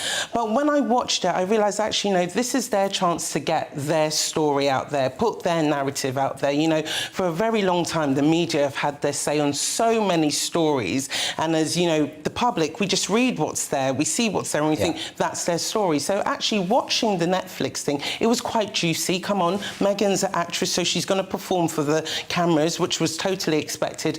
But it's more Harry I was a bit disappointed in, because Harry has thrown his family under a bus and he's exposed so many private moments, you know, him falling out with William, falling out with King Charles, but also you can understand why he was forced to leave the royal family, and Meghan as well. So it's interesting to see things from their perspective, but at the same time, by doing this, they have alienated a lot of people in this country who feel like, as you say, they're throwing the royals under the bus at a sensitive time with the death of the Queen, you know. Can you understand that perspective perspective as well. I do understand that perspective, but I think when you watch all 6 episodes of this documentary series, you realise all the pressure that Meghan was facing, you know, from the media. It's kind of like history repeating itself with Harry and his mother as well. And you have to understand, Harry's been a royal from birth, and he's felt very stifled being a part of this institution as he talks about it in the series. And you can kind of understand, it got to a point where, as he says, he has to protect his family. But he's protected Meghan and the kids, but he's thrown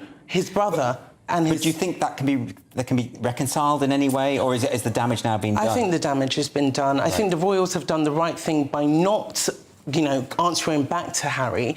But I think in terms of them having trust for Harry, I don't think it's going to be the case.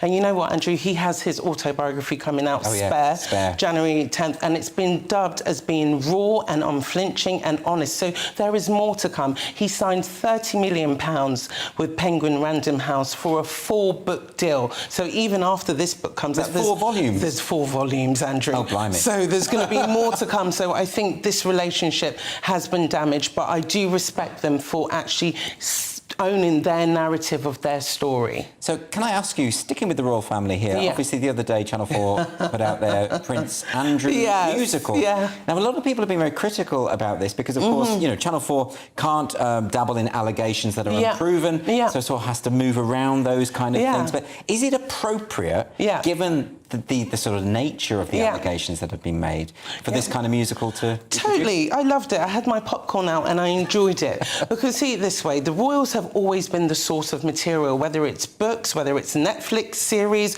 or whether it's a documentary or films. So why not a comedy, you know, about Prince Andrew? I wonder if we can just, Stephanie, just have a quick look at a clip of this. It was the car crash royal interview that shocked the world. Your Royal Highness, how do you think that went? Well... I nailed it.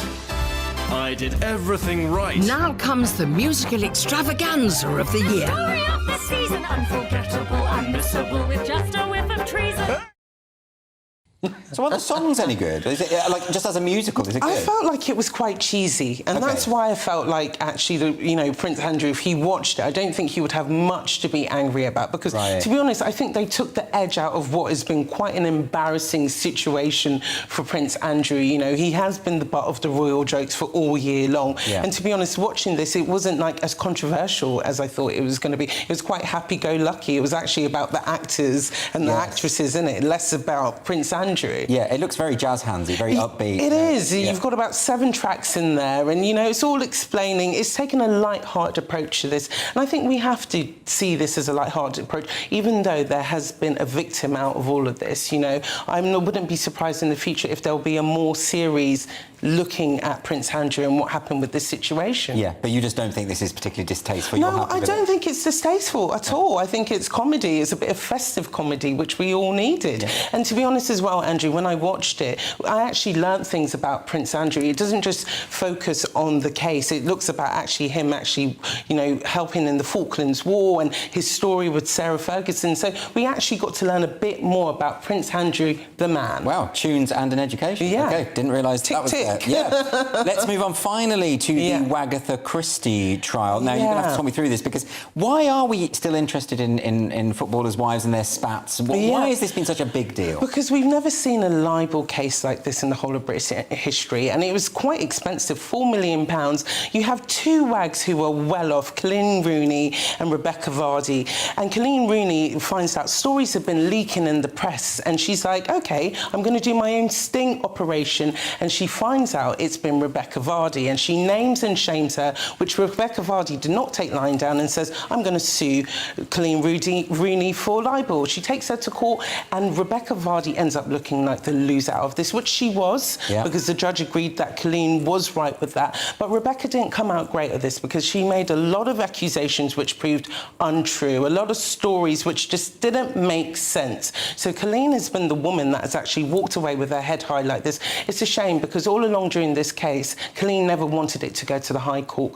Both of them have spent so much money. Rebecca spent up to £4 million now that she's lost this case. And what was it for? Just for some entertainment drama. drama. And it doesn't stop there. We've already seen on Channel 4 there's been a court case drama that they've made of it dramatised. Inevitably, right? West End, there was also a play. And next year in 2023, Colleen will have her say in a Disney documentary. Wow, OK. So 3-part Disney documentary, so she's got a lot to say about it. But it just goes to show how celebrity culture can sometimes be toxic. And when people have a lot of money, like these footballers' wives do, you know, Rebecca thought, let me take it to the High Court. But it wasn't great because a lot of their personal life was put out there for the public to see. And obviously they've got 2 footballer husbands who usually just want to get on with the game. Yeah. They had to be forced to drag to court. Yep. Well, Stephanie Tetchy, thanks so much for talking us through those stories. Really appreciate you coming in. After it was revealed that the UK government is planning to require negative COVID tests from Chinese travellers, my panel and I will debate whether this is a step in the wrong direction as we learn to live with COVID. And plus, we're going to be looking at more of tomorrow's front pages. See you in a moment.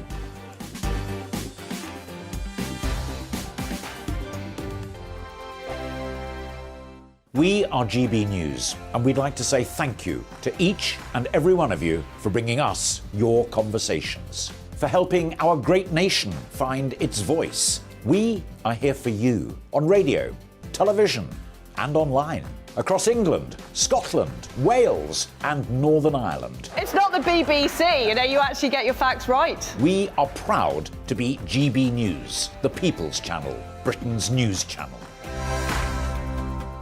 Hi there, it's Stephen and Anne. At breakfast from 6 a.m, you'll always be caught up with everything you need to know, the latest headlines, opinions and debates. We'll bring you the good news and the bad, but most of all, we're here for you. Remember, send in your views and let us know what you would like us to talk about. That's because we're your news channel. And every morning at 6 a.m, it's breakfast on GB News. Monday to Thursday on GB News, it's Bev Turner Today from 10 a.m. We're going to be here for you, our GB News family, to keep you up to date, but also make you smile. The guy went from puberty to adultery. And I can't wait to bring a few of my own opinions. I have no time for cultural totalitarianism. We'll engage in passionate, but always polite debate, with your thoughts and opinions at the centre of it all. Only on GB News, the People's Channel, Britain's news channel. Join me, Nana Akue, Saturday and Sunday afternoons on GB News. Expect fiery debate and passionate discussion as me and my panel tackle some of the biggest topics hitting the headlines. It's a place for everyone's opinion. No one gets cancelled, but no one gets an easy ride. Oh, she's on it today! Be ready for conversations that are fierce, frank, and of course, fun. Every Saturday and Sunday afternoon from 4 p.m. on GB News, the People's Channel. Join my show Farage, 7 p.m. till 8 p.m. Monday through Thursday. And there you will get opinion, analysis, debate, and I'll cover stories that nobody else dares to touch. You've been cancelled. Join the club. Oh, my goodness me. And then for the last 15 minutes, talking pints. We're over a drink. We have a civilised conversation with someone. We very often disagree, but we do it in a grown-up way. Come and join me on Farage. We are GB News, the People's Channel. And right across the United Kingdom. You can find us on Sky Channel 512. Virgin Media Channel 604. Freesat Channel 216. Freeview Channel 236. And YouView Channel 236. You can also take us with you on DAB Plus Radio. With the GB News app and at the website gbnews.uk. We're absolutely everywhere. Come join us on GB News, the People's Channel, Britain's news channel.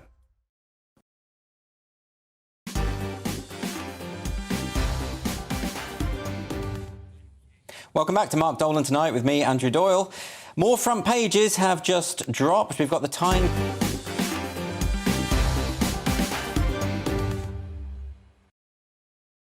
Leading with this story about COVID lockdown leading to an increase in heart deaths after Chris Whitty warned that thousands did not get statins. The Guardian has also led with Sunak imposing COVID testing measures on those arriving from China. That's going to be the big story. And The Express, they are running with jail scandal. Criminals free to prowl streets. So apparently more than 700 prisoners have escaped or been released in error from jails during the past decade. So the UK government will announce that people arriving from China will need a negative COVID-19 test before travelling. The U-turn comes after several other countries, including the US, imposed their own pre-screening measures on Chinese travellers after a surge in COVID cases in the communist state.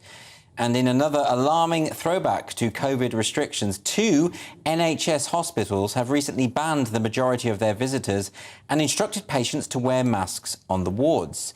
Bosses at Northampton General Hospital and Kettering General Hospital trusts say the move is needed to protect vulnerable patients on the wards from a significant increase in COVID and flu. However, Conservative MP Alice Kearns called the decision, quote, wrong and cruel. So back with me now, I am joined by my stellar panel of GB News presenter and Conservative commentator, the Reverend Calvin Robinson, social and political commentator Lizzie Zita, and political commentator Ali Mirage. I'm going to come to you first, Lizzie. What do you make of this? Wearing masks again? I mean, it does feel like those days are gone, doesn't it? Or are they going to come back? We've had a massive increase. Everybody's sick. We've just been talking about it.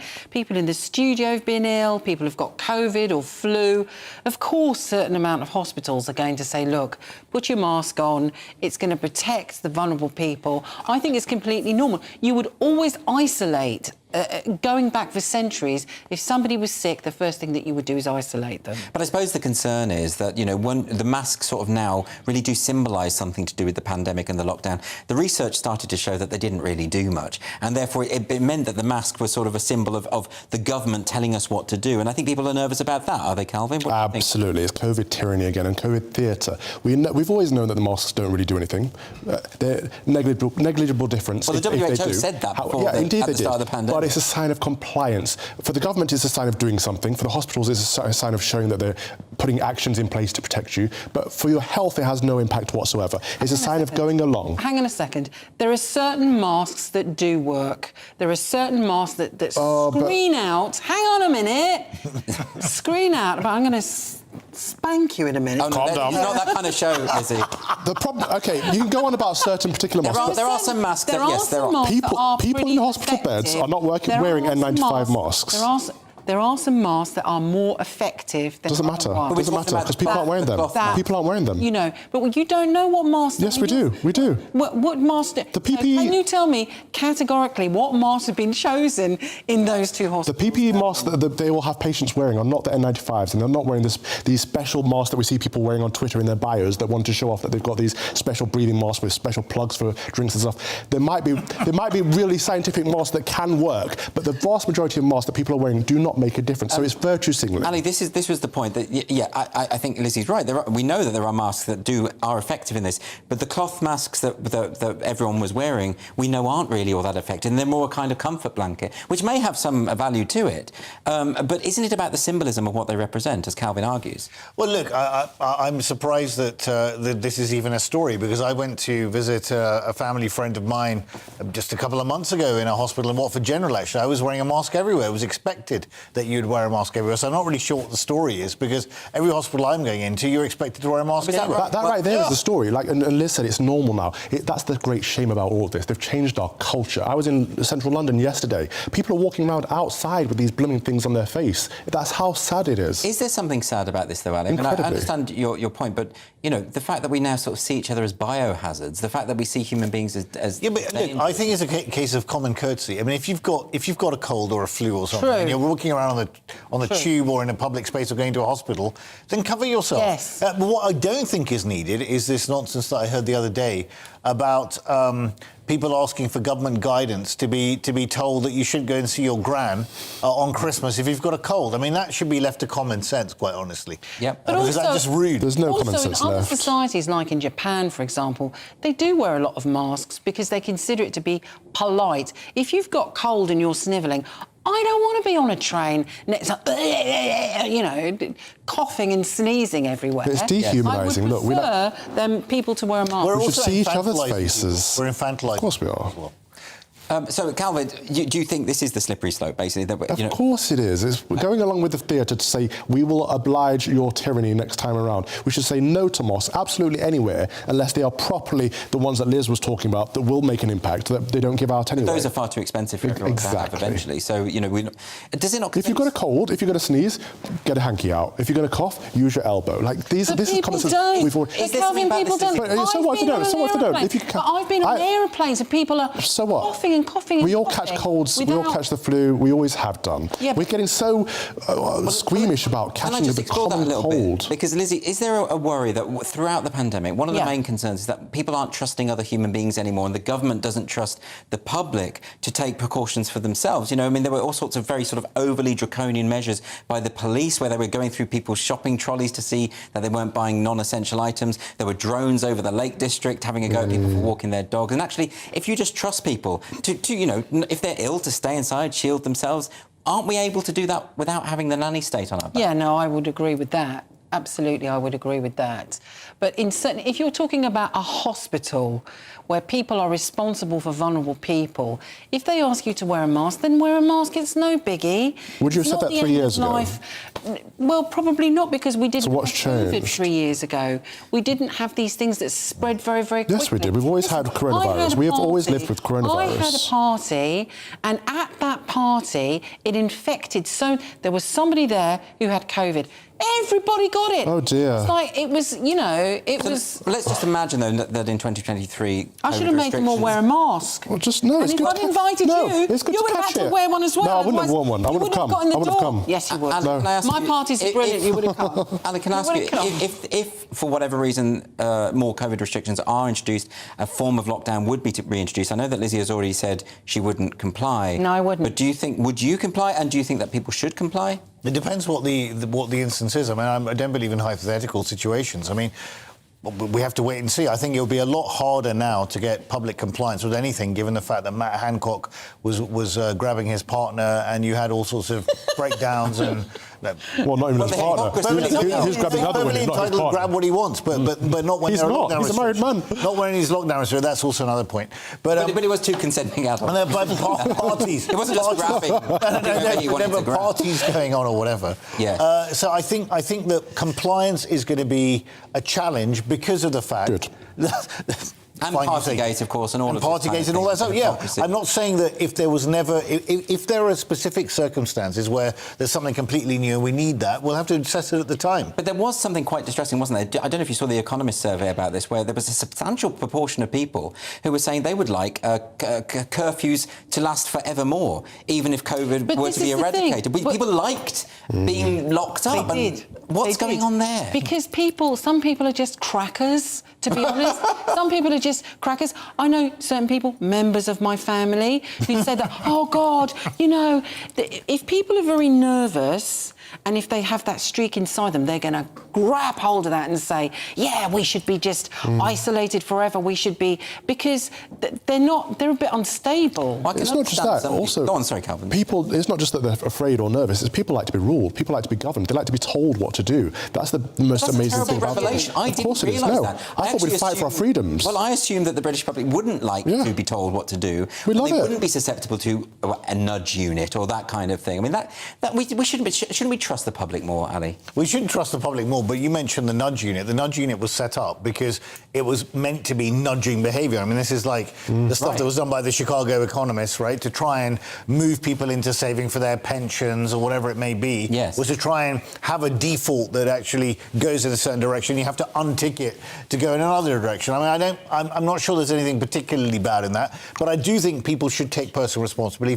for themselves. But the pandemic was a once-in-a-100-year event. Let's just get real here. No, it wasn't. The last one was 2009, for goodness sake. Yeah, but in my lifetime, Calvin, we have not had a lockdown in this country since I've been alive. And we shouldn't have had one in the first place. Is there a trust issue now, though? I mean, we've seen all sorts of censorship of people's discussions about this topic. We've seen big tech, kicking people off YouTube, off Twitter, whatever, just for having a conversation about these things. At one point, they were saying that the idea that the COVID had leaked from a lab in Wuhan was a racist conspiracy theory, and now everyone thinks it's probably... Yeah, but Li Wenliang, the guy who actually raised the ophthalmologist who sort of raised the alarm in 2019 December, he actually was told to sign a statement saying that he was disrupting public order, and he died later of COVID, right? And he was the one who said that in a healthy society, you should have more than one voice. But Calvin says that there should have been no restrictions imposed in the first place. Yes. So exponentially more thousands of people would have died. We didn't have please. Thousands of people did not die because of COVID. I mean, and more people are dying because of the results of lockdowns and the other restrictions than from COVID itself. So I mean, look, I think there's a cost-benefit, sure. Definitely a cost-benefit. It's so detrimental to society. Clearly, but I mean, look, maybe Calvin's more scientifically trained than I am. I don't know. But the point is, I do think it was completely new. It was a massive issue. It was virulent. It was prevalent. It was. And the NHS was on its knees. Can you imagine if the government had done nothing? I wish. You wish. Would you have noticed a difference? Hang on a second. Let me Stop telling me to hang on a second. No, but because you keep interrupting me. So imagine if we'd done nothing and the government had said, OK, laissez-faire, go out, party, do whatever you carry on. They would have been whatever they did. I think that's whatever true. they did was going to be wrong, because it was such a huge problem. If they had allowed people all their freedoms, oh look, they're murdering everyone. Yeah, but the least they could have done is follow their own rules, right? So, well, absolutely. Then they wouldn't be open to that accusation. I appreciate Matt Hancock because of all of the brilliant memes. Well, there are the memes. There are the memes to be thankful for. Yeah. Anyway, coming up, I'm going to be sitting down with Daily Star journalist Adam Kaler to find out why the endless virtue signalling at the World Cup in Qatar may have done more damage than it did good in the fight against anti-Semitism. You'll get all those facts after the break.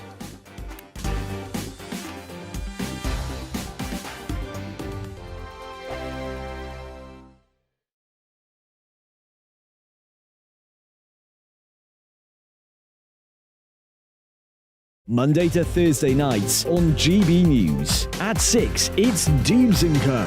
7 o'clock, Farage. At 8, join Mark Stein. And at 9, Dan Wootton Tonight, followed by Headliners. On TV, radio and online. This is GB News.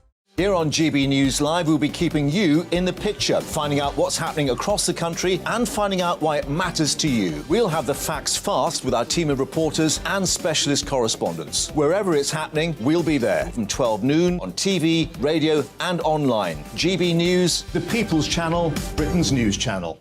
Hello, I'm Michelle Dewberry, and you can join me every weekday 6 till 7 on Dubes & Kerr. Me and my panel will get stuck right into the day's events, and I can tell you, in fact, I can warn you, expect some robust debates, some strong opinions and perspectives from both sides of the fence. It's about you at home as well. I love to read out all of your comments, or at least as many as I can. So join me, Michelle Dewberry, Monday to Friday, 6 till 7 on Dubes & Kerr.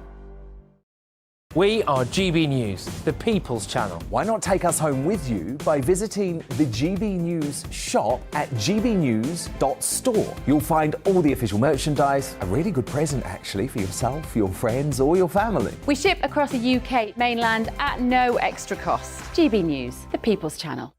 I'm Mark White. As GB News Home and Security Editor, I cover those key issues that are so important to you. Our authorities, our communities doing all they can to combat violent crime. With the public services under unbearable strain, why are we still failing to control our borders? Defence, the first priority of any government, has been continually hollowed out. Can we trust our politicians to protect the armed forces? Join me, Mark White, on GB News.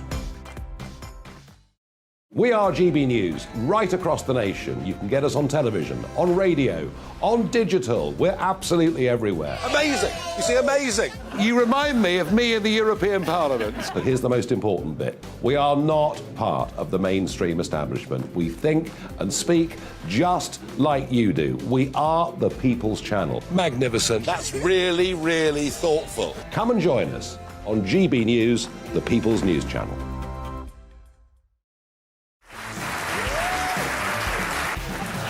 My name is Andrew Doyle.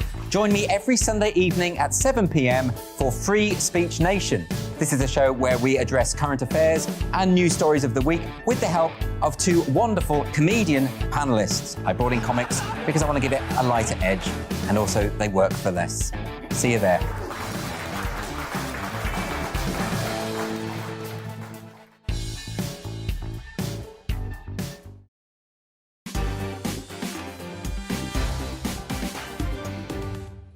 Welcome back to Mark Dolan Tonight with me, Andrew Doyle. Now, the entire spectacle of the World Cup in Qatar was filled with never-ending virtue signalling hypocrisy, right from the players on the pitch to the presenters back home. Overshadowed by celebrities falling over themselves to take Qatari money, many Jewish fans and Israelis in Qatar found themselves being shouted at and intimidated during the World Cup. Israeli journalists in particular often found themselves harassed by football fans, with incidents of Palestinian flags being waved at them seemingly ignored by Qatari authorities, who did crack down hard on other political symbols. And I'm happy to say, to discuss these issues, I'm joined by Daily Star journalist Adam Kaler. Adam, thanks so much for joining me tonight. Can you talk to us a little bit to begin with? What kind of things did the journalists experience while in Qatar? So a lot of videos went viral with what happened.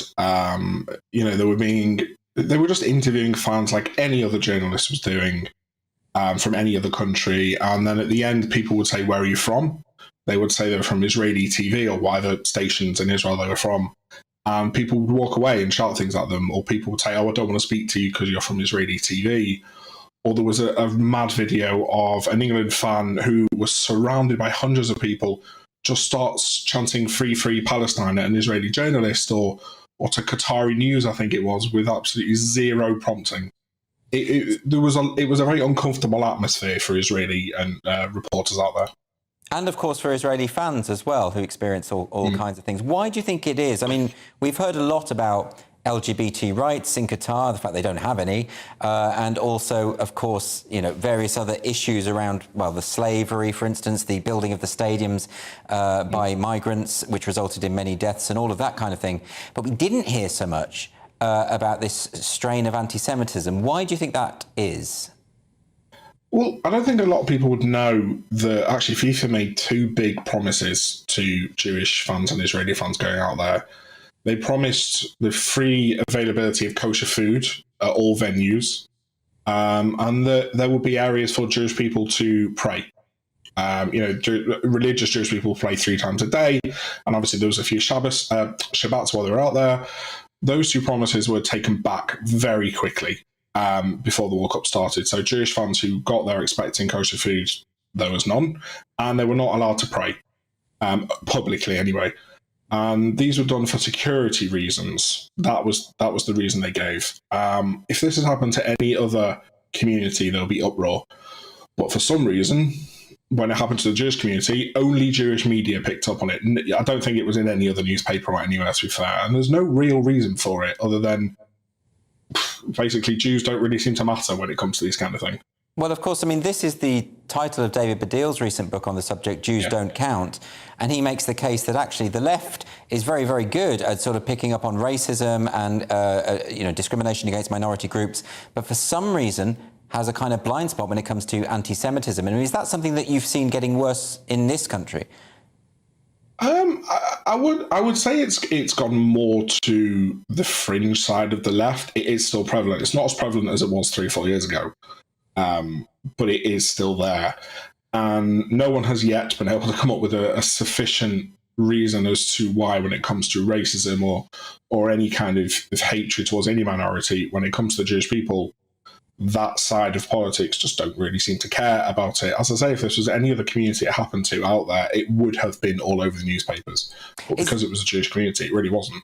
Is it a misunderstanding? Is it because that this has been interpreted as something to do with Israel, the situation in Israel, and that this is seen as a political thing rather than a discrimination against people because they are Jewish? Might it be that kind of misunderstanding? That's one side of it, yes. A lot of people do not realise how these things affect the Jewish community. You know, they just see it as Israel, and Israel is always bad in their eyes, regardless of what the situation is. And then you've got people like Gary Neville tweeting Gary Lineker tweeting how bad it is that a Palestinian footballer died who actually turned out to be a Hamas terrorist. You know, these things don't seem to happen to any other community. Do you think that the celebrities that are involved in the Qatari World Cup and the footballers, should they have been raising awareness of these kinds of things? I mean, there have been lots of debates about, you know, whether it's right for footballers to even get involved in these kinds of politics. But do you think it is a kind of part of the responsibility that if you're going to go to a country like Qatar, where there are these problems, you should raise awareness of them?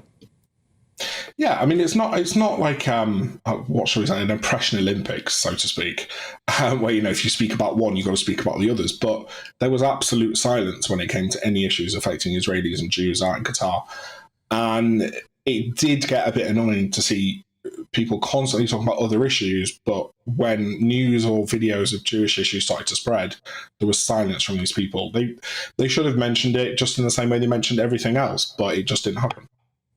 But that's interesting, isn't it? They're assuming that if they mention that, they might be seen as attacking, I don't know, the Qatari sensibilities, but they didn't feel that way about these other issues. They were very vocal about it. But I just want to know whether you think it is the responsibility of people who are there, after all, to play sports, to be raising awareness at all about political issues, or should they have just stayed out of it? Or maybe should they not have gone there to begin with? I think Simon Jordan always says something on TalkSport. He always says he doesn't want his football to be politics with a side of football. He always wants it to be football about football, and that's how it should have been. The issues were talked about for years leading up to the World Cup. It was never going to change anything. Anyone who's watched the FIFA documentary on Netflix will know it was never going to change.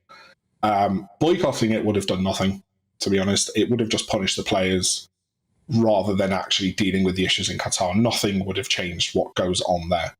But were you surprised, given that FIFA had said that they were going to support the Jewish fans and the Jewish journalists and to make provisions for them, that you ended up with these viral videos of anti-Semitic abuse? Did that surprise you, or did you think this was inevitable in a way? It surprised me at first, because I really didn't click that with it being in Qatar, there would be that kind of Palestinian solidarity, which is fine, not a problem, but I didn't think it would take the form it did take. And it very quickly took that form, to be honest. And no, I'm not surprised FIFA did nothing about it, because it's FIFA, to be honest. FIFA do nothing like anything that really matters. Well, Adam Kaler, thank you so much for joining me tonight. Really, really appreciate that. No problem. Well, thank you for joining me this evening. I will be back again tomorrow from 9 p.m. For now, though, it's time for Headliners.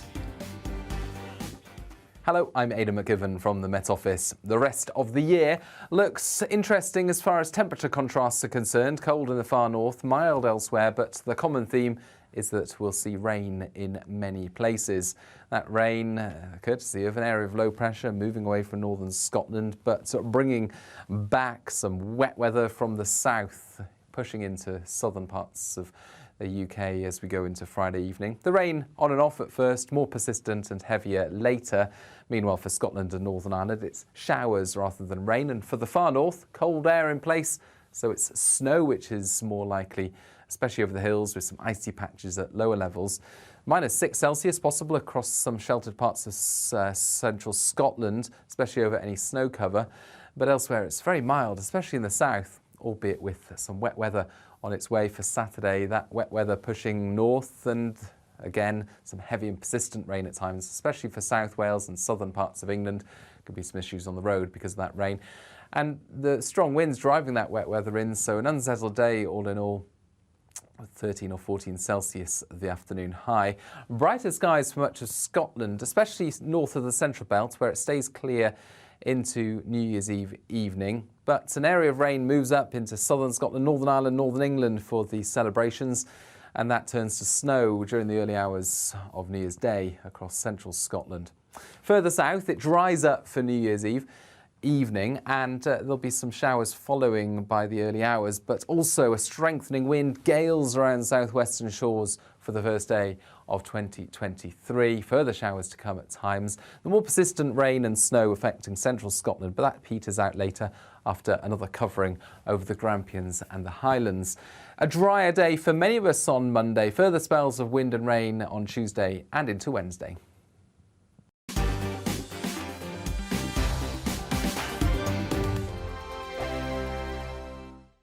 I'm Mark Dolan. Join me at 11 on GB News for Headliners, in which I'll be joined by two of the UK's top comedians discussing tomorrow's papers. If it's